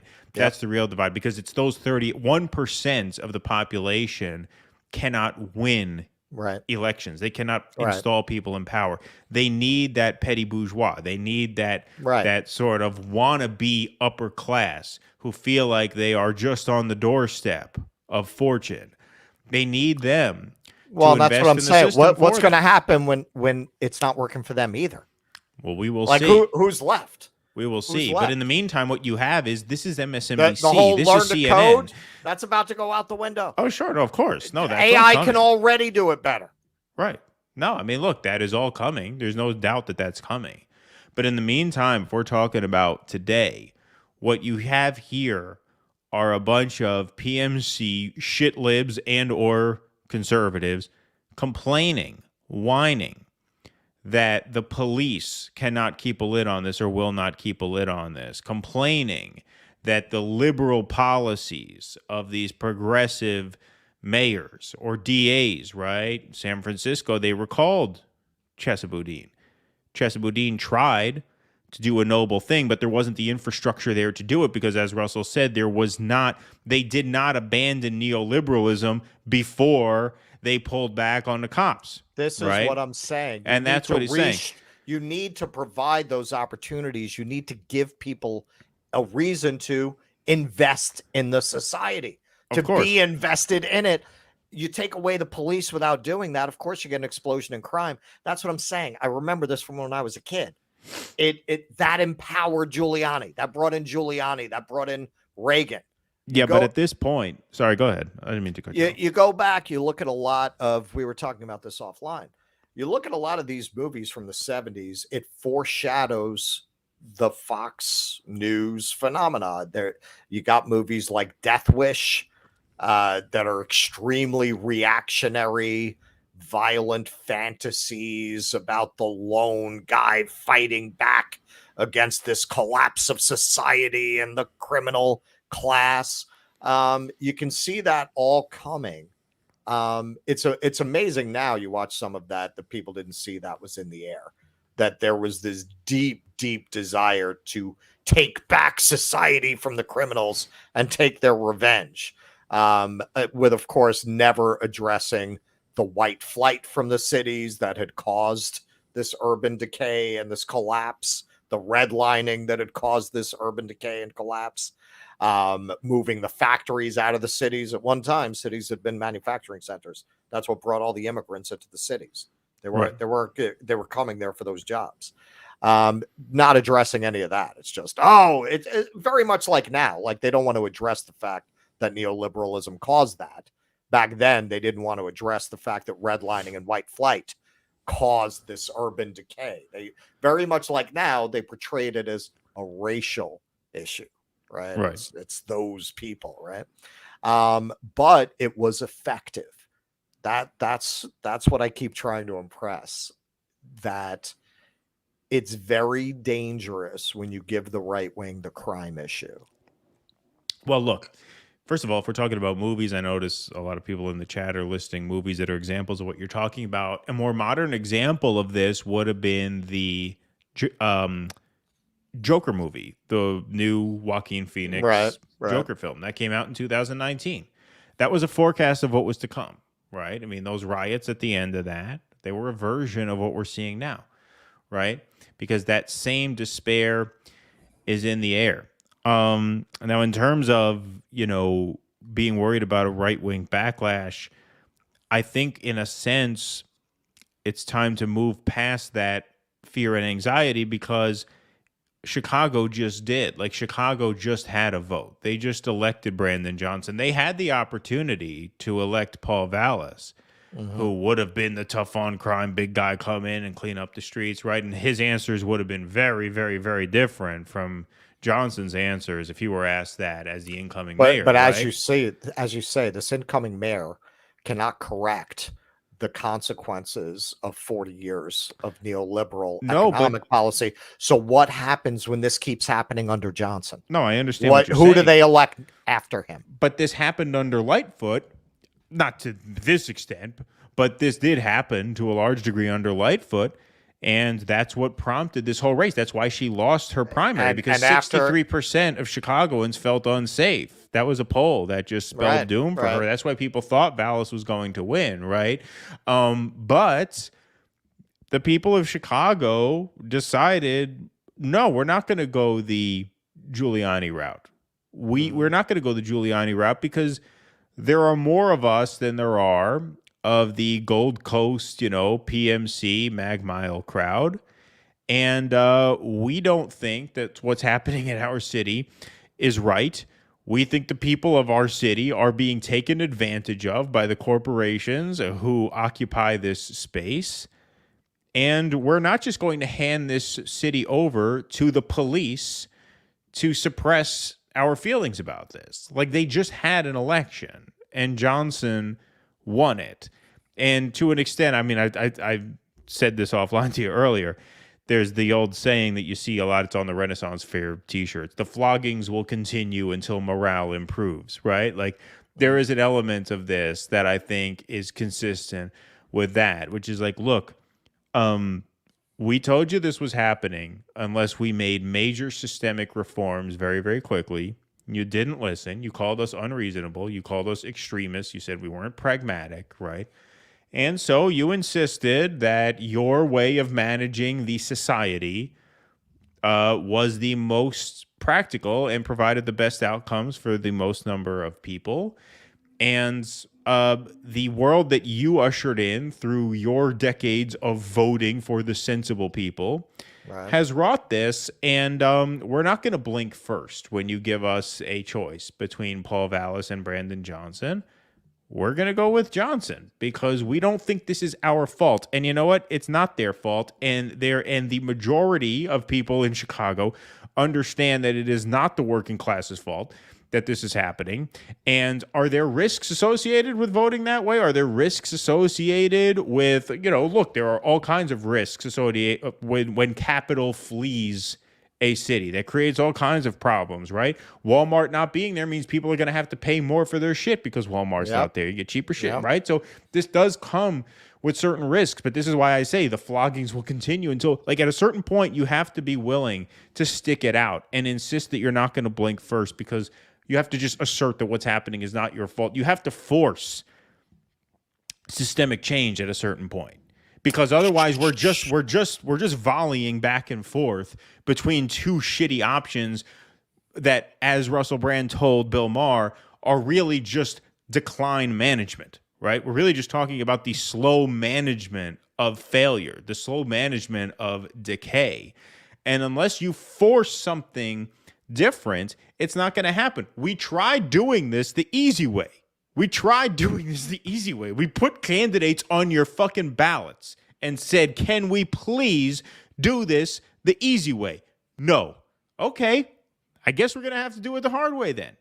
But you can't blink first and turn the keys over to the Eric Adamses or the Paul Vallases. And look, in most cases, the right-wing reactionary Giuliani wins. Absolutely. In this case, they didn't. And now Brandon Johnson has, a 4-year term? We'll see how it goes, and we'll see how it goes from there. Okay, so 1988, you know who ran against David Dinkins? Was Giuliani, and he lost. Yeah. You know what happened next time? I understand. He won. I understand. So that was after years of Koch and all this crime and everything, right? Still elected. This hopeful first African-American mayor, David Dinkins. Giuliani lost. And Giuliani actually was a hero, right? Because he put away the mob. He was the first guy who ever took on the mob. He had the squeaky clean image as a U.S. attorney. But after more crime and more urban decay under Dinkins, they elected Giuliani. So that doesn't mean that's what has to happen here. But do you think if there's 4 years of this under Johnson, it's not going to happen? Do you think they're going to reelect Johnson if that continues? So this is what I'm saying, and I'm not blaming him. How could he, as a mayor, fix 40 years of economic wealth extraction from the American population? It is far beyond his power to do anything about it. Just like it was far beyond Dinkins's power, really, to do anything about redlining and the consequences of white flight. Giuliani came in, sent out the cops, and hired so many new cops that to this day, if New York's police force were an army, it would be the world's 11th largest army. Because nobody wants to be the one who cut the police force, right? So now once you let that genie out of the bottle, you're stuck with a police force that size. He sent them out to make New York safe for gentrification. Just drove the homeless out of parks, beat the living shit out of people, moved the strip clubs out of the tourist areas, and then got the corporations to come in, persuaded Disney to take over 42nd Street, all of that, and, turned it into the theme park version of New York that we have today. But in the end, people did vote for that twice. And then they voted for Bloomberg, which might as well have been a third and a fourth and a fifth voting for that. That is how deep an impression that period made on people in New York. Not only that, Adams owes his mayoralty to the invocation of the Fear City period. That's the flyer I just showed. I know that. Well, they kept bringing it up. They kept bringing it up. I told you that. I said that. I said, yeah, in most cases they win. Absolutely. Tusker's waiting. Do you want to turn your mic on? Oh, snap. We had two nice Tusker's Commie Clubhouse. We needed one of our depraved regulars to call in. Yeah, I know. You guys totally baited me into it. Oh, first with the RFK talk, then with the you totally baited me. You're not one of these RFK people, are you? Yes and no. I have a slightly different view on RFK than you guys do, but I think that we probably, the left in general, should have a bigger conversation about RFK, and we shouldn't be writing him off in the way that a lot of people are. But I think it's for reasons that people, no. I think it's for reasons that people are not taking into account, I think. All right. But I think that's just a larger conversation, Well, But, what about this one? Yeah, this one. I mean, Russell, you're right. Like that is the problem, like with like crime and all that other type of stuff. It's the reason why I don't like police brutality. I don't like anything like that. But the abolition movement, they don't know what they're asking for with that. Right. It really does. It will lead to more problems. It will create a backlash that I think is but look, I have to add, we're worried about this backlash as if the plane has not already crashed. The plane has already crashed. The society is already doomed. It's already collapsing. So when we talk about a backlash, what we're talking about is the management of decline by two, superficially different management companies in the forms of liberal Democrats and conservative Republicans. So what are we worried about a backlash for? This is going one way the wrong way. It's already hit. My answer would be I don't claim to really have an answer to this conundrum. What I offer is having a unique perspective, I think, in the space, as somebody who came from a city where this played out very infamously, and having seen that up close and what you ended up with as a result. New York used to be great. It used to be great. When I talk about moving, people say, wouldn't you miss New York? I say, I miss it every day. What would the difference be? Right. Like that New York doesn't exist anymore. And it really goes back to that pivotal moment where people went for Giuliani. But is the difference what he turned this into? And I think now the society is so much more degraded than it was then. As bad as Giuliani and Reagan were, it's just, yes, it's a symptom of the fact that the whole society is collapsing. The type of right-wing backlash you'll get now is going to be really dystopian sci-fi. Like now it's going to make Giuliani look like Mary Poppins, the kind of fascism that you're going to usher in with this backlash. You're going to get actually existing fascism.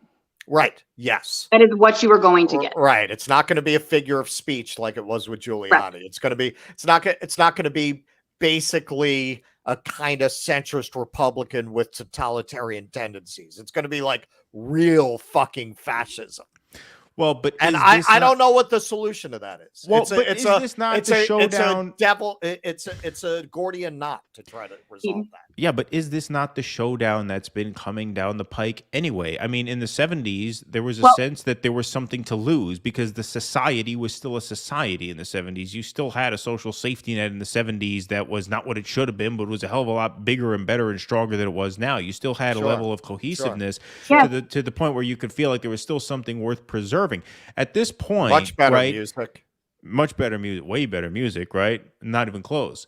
But at that point, there was a sense that society was worth preserving, and that the two major parties, these choices that we were choosing between, and the choices that we were afraid of getting on the wrong side of, actually meant something. Whereas now these choices seem ultimately meaningless to the point where so we're gonna get the real fascists next time. Well, in a sense, this showdown between socialism and fascism has been brewing for a long time. We've been needing to just have that out for a long time. And so what's the point of putting it off any longer once the plane has already crashed? I think what the people of Chicago said was look, we're not going to be scared into turning over the city to the cops just because you scared us into what would happen if we don't go in a more progressive direction. Like sooner or later, we're going to have this battle. Isn't that the point of spaces like this, is to make the case for our side, as opposed to, oh, well,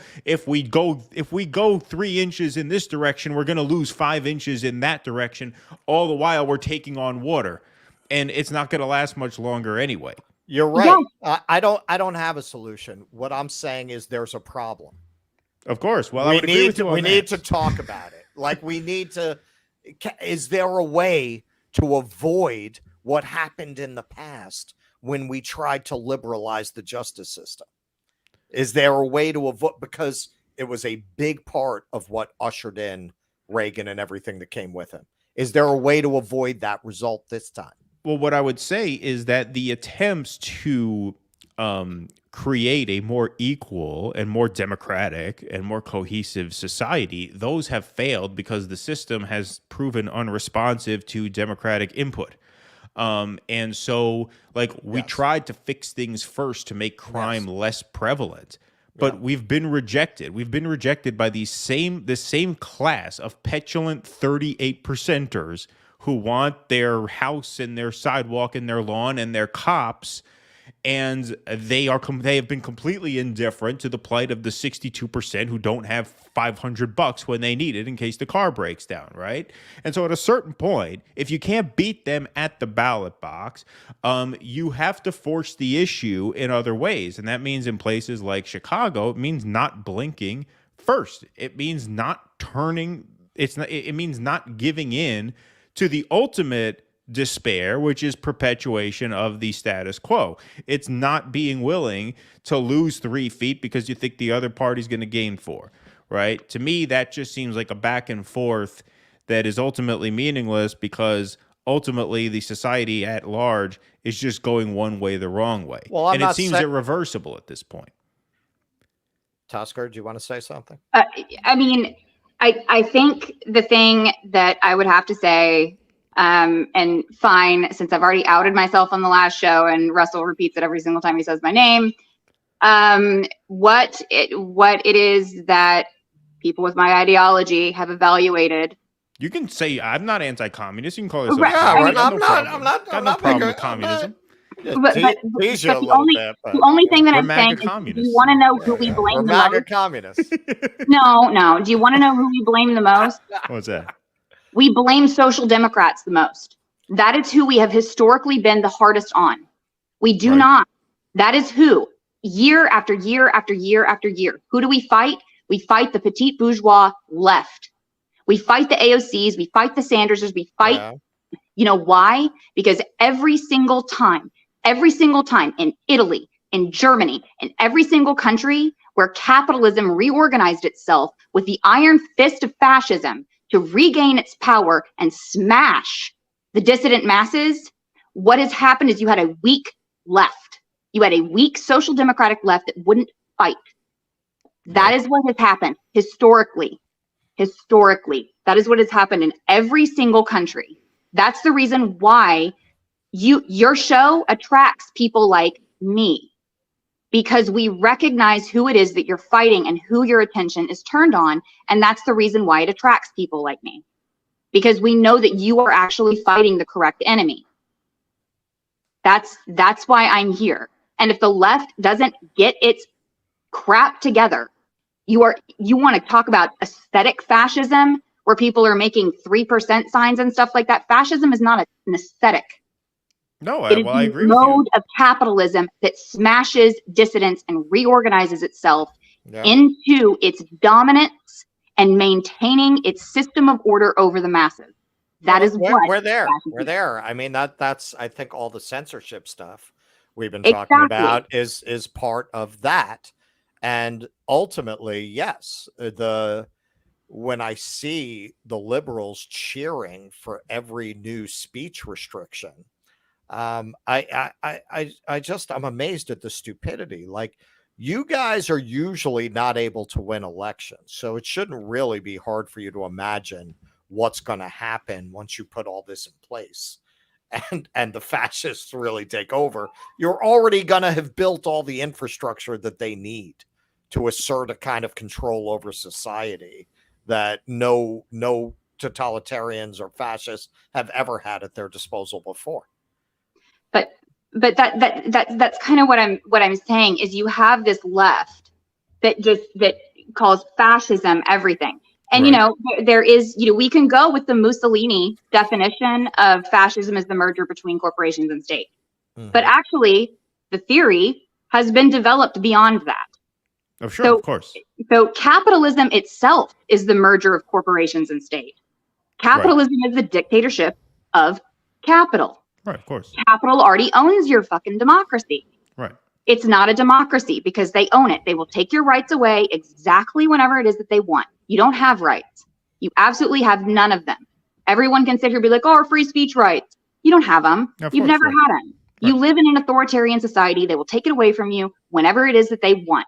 It's just you're allowed to have the illusion of freedom as long as you're not thinking, as long as you're not aware. But the second that people wake up, they'll take away your rights. You don't actually have rights. That's not a thing. You don't have them. They don't belong to you.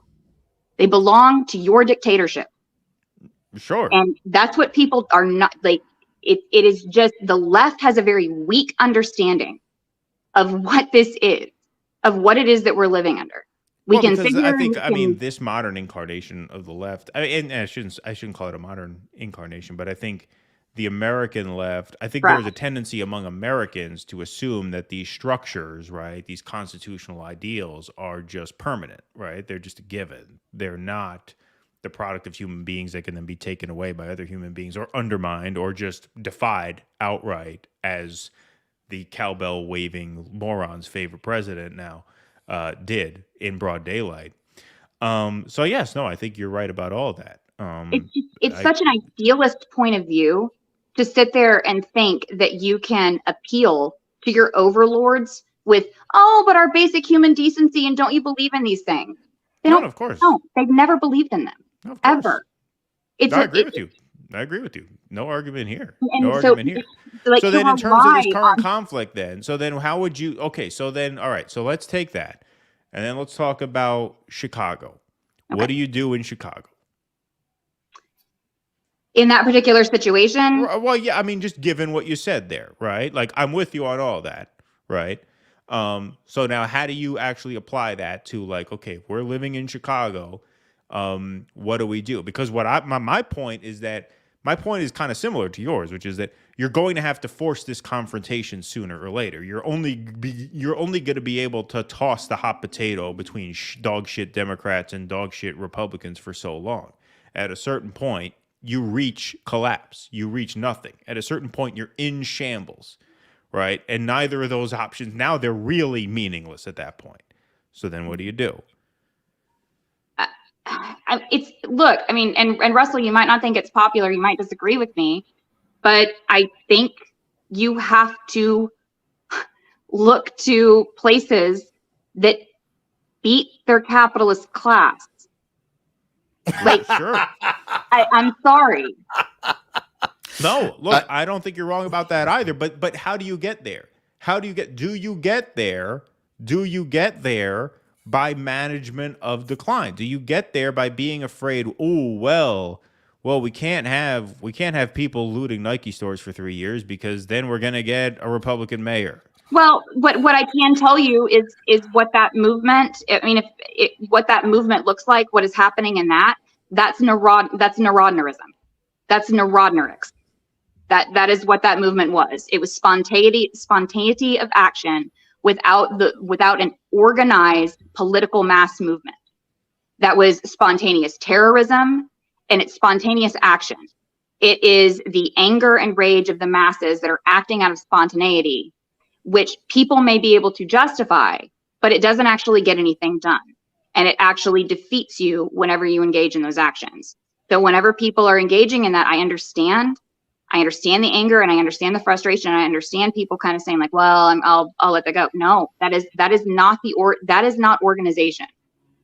You know, it's not. And part of it is I'm sorry. Sorry, everyone. You can't just watch YouTube shows.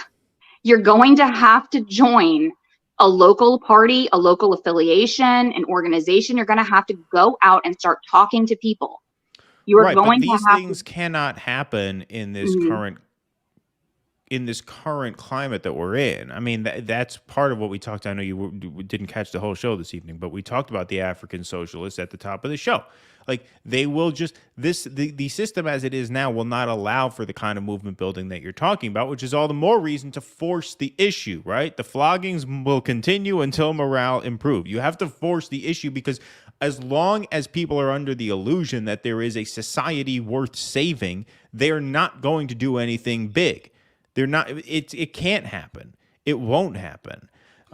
Because and at the top, obviously, the people who are presiding over that right now will stop that from happening if and when it does attempt to get off the ground. That's because I think that what we're kind of in is more of a 1903. I think that right now we're reaching a tipping point, and there's potentially going to be a 1905 moment where we have a failed movement, and then people will get more serious and reorganize. I mean, I feel like the left is just like, that's what I'm saying. I don't have the answers either. I not totally. I mean, the only thing I can do is I can just tell people you can't just sit online. You can't. Well, would it make you feel better to know that Marianne is crushing it on TikTok? Crushing it on TikTok? Yeah. No. Yeah. Let me get rid of this. Does that change your mind on anything? Yeah. Does that persuade you? Let me get rid of all of it. Marianne's all right. So this is what I would say, Tusker. Yeah. If you look at countries that have beat their capitalist class, as you're, we know which countries you're intimating, it's an argument against the idea that communist revolutions work. I would not want to live in those societies. I don't think you'd really want to live in those societies. So that is not really a solution. And this is where I'm sympathetic to the libertarian argument. And I'm not a libertarian, but I see where they're coming from when they say, why do you want to give the state more control? Look how fucked up these human institutions are as it is. You really want the state to take over? Now, we'll always say, well, the reason you haven't had a democratic communist country is because of Western interference. They would be. I don't believe that. I think you have to force people to live that way. And that alone makes it a system that is not workable over the long term. China has had to reform its system. It was not able to stick with that strict communism. So anywhere it's been tried, it does not work. And I know that can trigger some leftists because you have the extreme right-wing version of that where, they'll ignore the idea that capitalism hasn't really worked in a lot of respects. I would argue that it has worked better than where they have tried communism. And ultimately, yes, we are seeing a kind of rehabilitation of Marx's ideas because the world that we're living in today is such a so clearly matches his description of what late stage capitalism would look like. But Jesus Christ, man, when I talk to the people I know in the political space, I wouldn't trust these motherfuckers to run a lemonade stand, much less a society. These are the last people I want deciding how to distribute resources. It's just, if you look at that's one of the things that drives me crazy. The whole the whole entire idea of billionaires shouldn't exist. Have you read, have any of these so-called leftists ever read Marx? Marx is not against wealth, but that is not at all what Marx is against. Marx is against the control of wealth over political matters. Right. Which is very difficult to avoid once you have unequal wealth.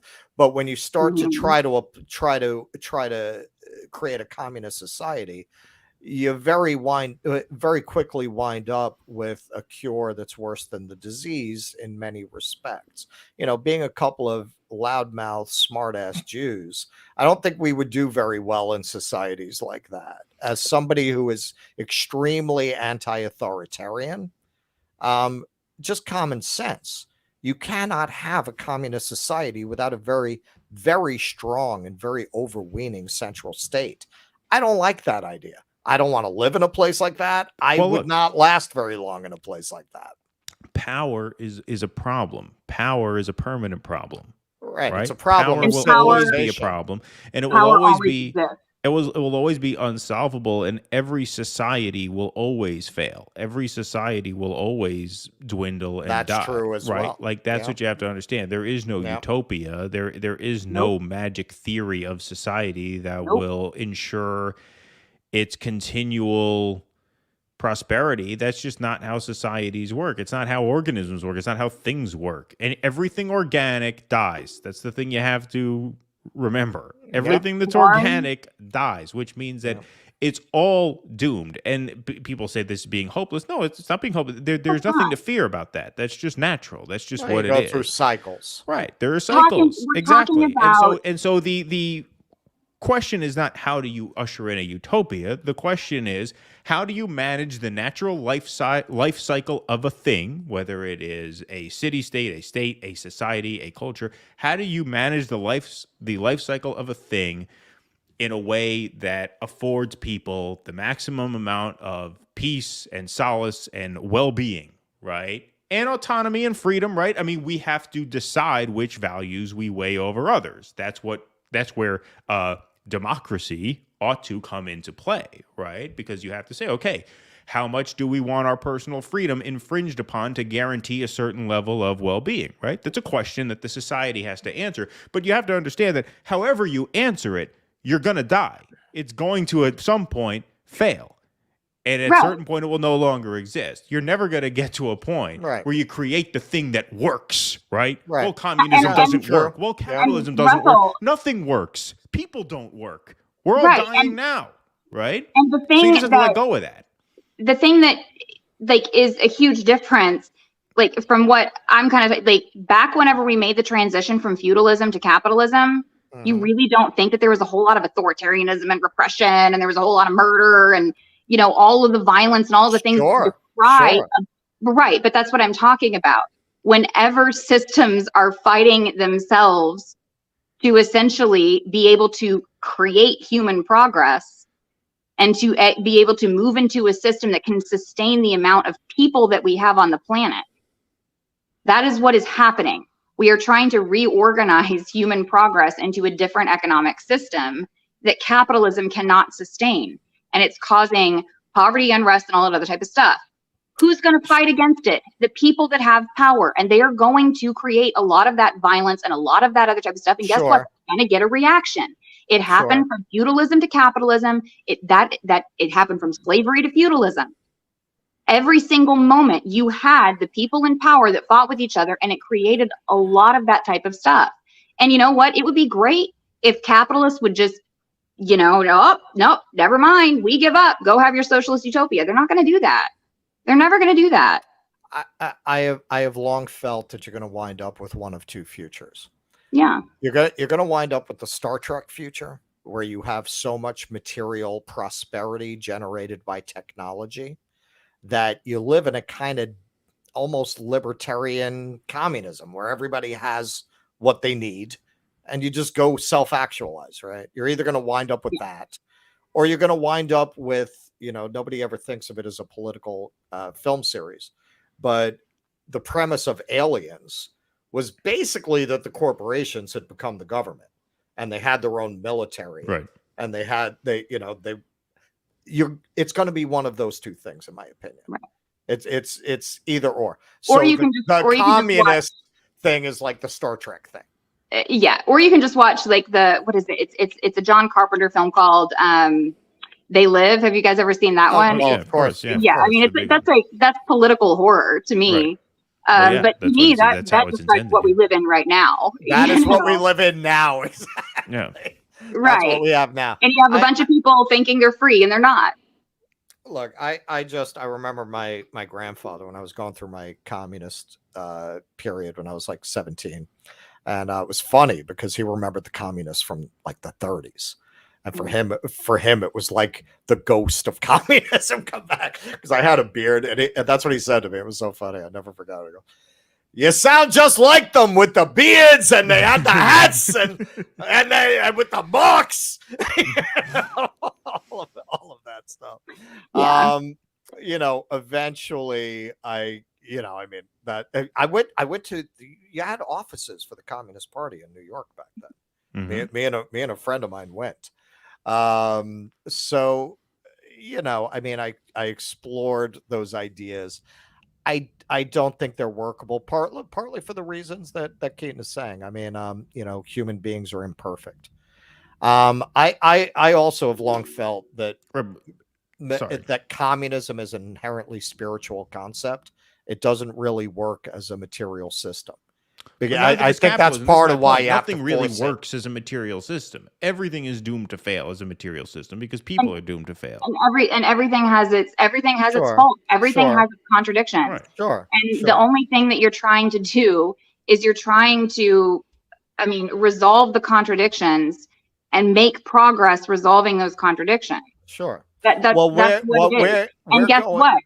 At some point, like if I was able to fast forward myself 5,000 years in the future, it would be someone else would come up with a new economic system called something else besides communism, and I would be taking the position of the old capitalist and being like, you can't overthrow this, is the best system ever.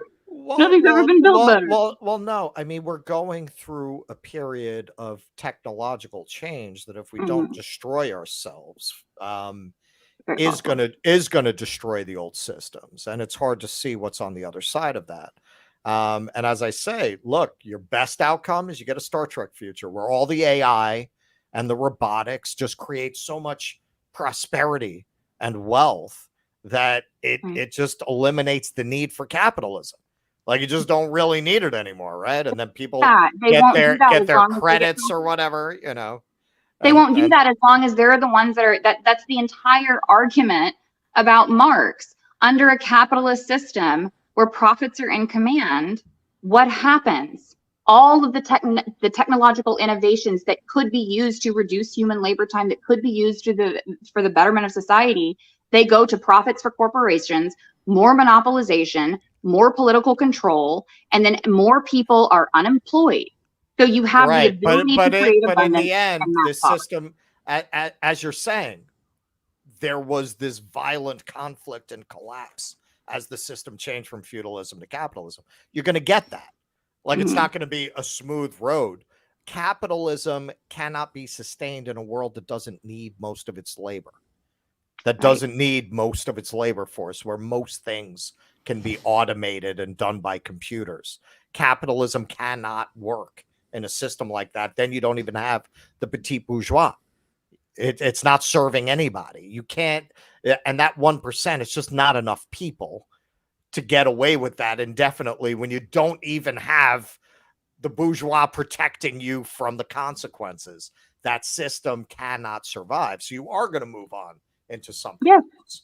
Right. I would argue you're either going to get the corporations are essentially going to become governments with their own military and just turn everyone into slaves, or you're going to get this material prosperity being distributed with much conflict in that transition. But I can tell you for certain right now, you're only going to get the dystopian version with the way that the left is operating right now. With the way that the left is currently operating, and I'm not saying I have all the answers. It's not at all what I'm saying. I think you're right. I think you're but right. But the way that how milk toast, weak, ineffectual. Yes, well, and there's no organization. There absolutely isn't, and people aren't serious about stuff. Right. People really don't think, and they don't really like. That's kind of what I'm talking about. We can't just have these things where we go, well, fuck this and fuck that, and blah blah blah, and I don't need to do this, and I don't need to think seriously, and I can watch YouTube shows, and I can. Well, yeah, well, and just even divorcing the medium from the content. I mean, just so much of the content itself is just not serious content. Right. And I don't want to name examples lest we open up another can of worms and go on for another hour because people are already starting to check out. But there's just a whole issue set that's just completely irrelevant to the kinds of things that we're talking about, which are the big, really important questions that need some sort of answering, or if they can't be answered, they at least need to be managed in a way that creates something in the wake of this inevitable demise that we're all going to go through. And we are going to get to super chats in a second because people are starting to check out because it is getting late, and I don't want to leave everybody hanging with their super chats. I told someone, I was like, God, I want to call in, but I don't want to turn this into a 6-hour show. That's fine. No, you're fine. No, you can hang out. You can hang out for the super chats. Actually, one of them is from you, so you'll like that question. Hey. But this is not a super chat. I'm an authoritarian. I like my own chat. Yeah, exactly. This is not a super chat, but I just wanted to say Keaton is a bit cynical. Nothing works until it finally does. There's nothing cynical about admitting and knowing that, for example, you are going to die. I'm going to die, right? Like, I'm going to get sick and rot and die. And that's not cynical. That's nothing to be afraid of. That doesn't mean you don't live your life the best you can. There is nothing. Right? Like, society is going to collapse. Societies rise and fall. Cultures, civilizations rise and fall. Doesn't mean you don't do your best while you're around. It just means that to hold everything to the standard of, well, does this work or not? That's kind of a ridiculous standard. Nothing really works, right? I mean, everything ultimately fails. And that's what I don't consider that to be cynical, because to me, knowing that you're going to fail at some point doesn't mean that it's not worth pursuing the best outcomes while you're kicking. So anyway, let's go with some super chats. Existing in reality is not cynical. Right, it's not you're cynical. Dealing with reality. Right. Exactly. Reality is what it is. Right. Exactly. You can have your own opinion on whether or not but reality is as it exists, and you have to figure out how it is that you exist in that reality. And knowing you're going to die doesn't mean you don't try to live your best life, and it doesn't mean it's not a great thing to live your best life. Right? Just know that it's not going to go forever. Ultimately, it's going to end badly for you. Make the best of what you have. It's going to end badly for all of us, right? Make the best of what you have. Fight for what you believe in. Right. Make your life worthwhile. Right, exactly. Tusker, that's why that show 6 Feet Under, that's why that ending is such a classic ending, because it shows how everyone ultimately fails. It ultimately ends badly for everyone. There's no such thing as a happily ever after ending. There's only happily ever after if you cut the story when the central conflict of the plot is over. But if you follow everyone to the end, no one lives happily ever after. Something bad happens to all of them. Right. Anyway, Tusker, there you are. Totally agree. If the left doesn't get its crap together, we're going to be subject to actual fascism. Fascism occurs when capitalism is under attack. What do you have to say about that, Tusker? This person's smart. Whoever the hell they are. This person knows what's going on. What do you say, Russell? Good stuff. Yeah. What do you say? Good stuff. Sal Gilder. Sorry if I mispronounced that name. Okay. Vanguard has taken over properties in San Francisco and kept them empty on purpose. Vanguard. Right. Exactly. Yeah. They couldn't even take over a van. Yeah, right. They couldn't even get a van going. They couldn't even make the payments on the van. I work for prop management, and it's getting crazy. I believe it. So you're in San Francisco? I believe it. No, San Francisco is more brutal than New York. Thank you for the $4.99. Well, this is New York. We're losing population still. And the rents just hit record highs. Mm-hmm. Like I know before the pandemic, 50% of apartments in Midtown were owned but empty.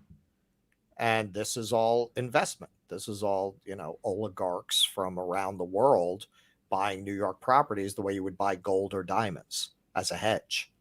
It's a financial speculative economy, what Michael Hudson calls the fire sector. Right. That's the reason why he's the better economist. There you go. All right, Russell, keep your eye out for more super chats if they come in. I'm going to read down what we got here. All right. You're on super chat watch there. Arthur, thanks for the $5. Absolutely correct. The left not only needs to talk about this, but it needs to take the lead in the conversation. Great discussion. Well, thank you, Arthur. Appreciate that. All right, hang on. This isn't a super chat, but I got to throw this up.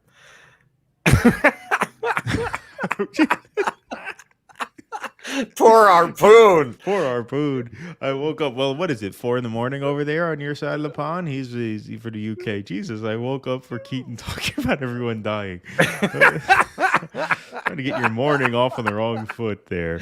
Yeah.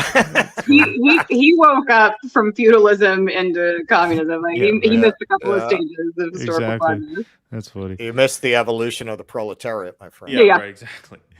Meteor Dreams, thanks for the $1.99. I'm in LA and the homeless situation is god awful. Yeah, no, we know. Have We've you guys seen a bunch of stuff in LA. have you guys heard about the Las Vegas mole people? Mole people? Yeah, In like one of my Vegas? like one of my friends like mentioned this, and I don't know if it's actually really a thing. He was just mentioning it, and I kind of Googled it, and I was like, oh shit, there's like a weird article about it. But apparently, there's like people that are so chronically homeless that they're like living underground in Las Vegas. Like, Well, I don't know if we still have that. like Somebody sewers or something. made a documentary about it. Yeah, Right? that's what I'm There talking about. are all of these subway tunnels that never were fully developed, and yeah, there were people living down there in the 80s and 90s, and a documentary crew did go down there. It's the most Yeah. depressing fucking thing in the world. And apparently that's what he was talking about. They're still fucking there. Like that's the reason why they call them like the mole people. Yeah. Wow. This is in Vegas? Yeah, apparently, yeah. Like I haven't really researched. I was just curious. We had it in New York. I haven't heard that in a very long time, though. Okay. Well, someone let us know. Mole people's the thing. All right. Meteor Dreams again. Thanks again. Have you guys been on Fiorella Isabel's show? She's a commie. We were on the combo couch, but she was not there that week. She was actually going to Ukraine that week, but we were on with Pasta that time, and it was fun. I got to get in touch with Pasta to have him back on. I love actually. Pasta. Yeah, he's a good dude. He's a good dude. Good guy. But yes, we were on. She just wasn't there at the time. Jose, thank you for the $20, my friend. I appreciate that. I've been hooked on the Fall of Civilization podcast. Yeah, that's what Kit from Hardlands Media has recommended to us. Yeah, by Paul Cooper. Lots to learn from how others fell. We're falling faster than other civilizations, it seems, but tracking along the same patterns. Yeah, I will have to check that out. You're now the second person to recommend. I'm really from this is a subject I take some interest in. Has there ever been a civilization that had as a symptom of its collapse the fetishization of victimization, of holding up victimization and marginalization as a cultural ideal? I can't think of another culture that's ever done that. I think we invented something new under the sun. Well, I think that's because our economic base is organized politically differently. It creates a different cultural structure that creates like the following a lot of the other patterns. Like I would say the extreme focus on identity politics is a modern version of the way once there's no overarching belief system, people splinter into their tribes and groups trying to find identity. And well, there's your answer right there in a way. Is that not? But victimization, weakness, I can't think of a culture that ever fetishized that like that. I think victimization is a form of nationalism. It's where well, whenever you are saying that like my interests and I should be protected at most, like my interests above everyone else's interests, that is essentially a version of nationalism where you're saying my tribe, my identity, me above all else, protect me, everyone else should be pushed aside. Okay, so it's part of the tribalism, but it's just a weird kind of tribalism to choose, a tribalism of being a victim, like a cult of victimhood like that. Well, everyone that feels that they're under threat and under attack ultimately sees themselves as a victim. Interesting. Right? Yeah, sure. Interesting point. Sure. All right. Robin Gibson, please read Bobby Kennedy's book. See, we got a lot of Bobby Kennedy. See, this is going to be a thing. And guys, we're going to have a talk about this. There's a joke I really want to make now, but I can't. Do it. Make it. Pulled for it. I can't. It's too far. But I'm tempted though. Maybe one of these days. Tell me after this is over. All right. Yeah. Hang out on the line and I'll talk to you after. Emoji, thanks for the $5. Super sicker. Appreciate that. Kinky, this is not a super chat. She says, I haven't noticed any psychos in the comment section. Are you okay, Russell? Well, there are none really in the chat tonight. The chat's actually been great tonight, but every once in a while they'll show up. Yeah. He's been trying the coffee all day. He's a little jittery, so he keeps being tonight, actually, the chat's been very good. No, it's been fine. And I was talking about the comments section in the like YouTube comments. The previous videos, right? Exactly. Yeah. Yeah, it's just that's what happens in YouTube comments. It's just a bunch of people with nothing to do that go trolling late at night, and that's where you get into the arguments. Like, it's trash there. Exactly. It's insane. I'm done. I'm not getting involved. Tusker, you take over. Zach, thanks to the $4.99. I know someone who's been building parallel infrastructure with direct farm, food, homeschool networks, natural doctors, even trade, finance, and a media. Guess. I have a guess. Yeah, boy, here we go. No idea. Yeah, I have a guess. Thank you, sir. Oh, boy. Bunch of Democrats in this audience. Where do we get all these fucking Democrats in here? Bunch of what the hell? Bunch of fucking libs up in here. That's what you are. Robin Gibson. My grandfather was one of those commies with a beard. My grandfather was not, I assure you. Black Freud, fund the community, defund the police. Thank you for the donation, my friend. Virtuoso. I saw that documentary, Russell. It's called Dark Days. Okay, good. Virtuoso's got it. All right. That's the mole people living in the subways, if anyone's interested. All righty. So it I looked guess like the most depressing thing in the world. Like, I guess it was warm down there, but it just, when I saw it, I was just like, man, if you're going to be homeless, like, do you really want to live like that? That's like hell. It's like hell, you know? Like, they just had these little, like, tents set up in the tunnel. Oh, it's horrible. I mean, you know, people will do a lot whenever they're trying to survive, you know? True. People get pushed to their limits and they'll put themselves in extreme circumstances and able to survive. Like, true. Indeed. Kind of sucks. All right, everybody. Well, this was a fantastic show. We thank you guys all for staying up with us. That you was were a downer. Crack What's a that? joke. Crack a joke before we go, you two. Much funnier. That's such a downer. On the spot. What do you mean? What's a downer? We just like the ending. We're talking about mole people. On the mole people, where we can't end on the mole people. No, we can't end on mole people. Read a book to learn, not to vote. Don't call us Dem. Okay. All right. Here we go. All right, commie. I don't like being called Democrats. There you go. See, we ended on a joke. I do like that. There you See, go. Made it happen. You got your joke. You got your joke. Where's the joke gonna come in? There we go. We found it. We can always find one. It's not always a long way to a joke on this in this show here. Anyway, thank you guys very much for tuning in. You were a great crowd. I just want to throw this up on the screen since we have a lot of people here, and I just feel like this is definitely worth plugging again. Yes. Go to JB's Twitter or go to his GoFundMe. It's in the description of the video here, not the chat, in the description of the video. If you could drop a few bucks to help him out during this tough time, that's a great thing to do. So hopefully the dissident army comes through for him. Like I said at the top of the show, he's really one of the best dudes who we've gotten to know in this space. And so if you can help out, please do. Thank you guys very much for watching.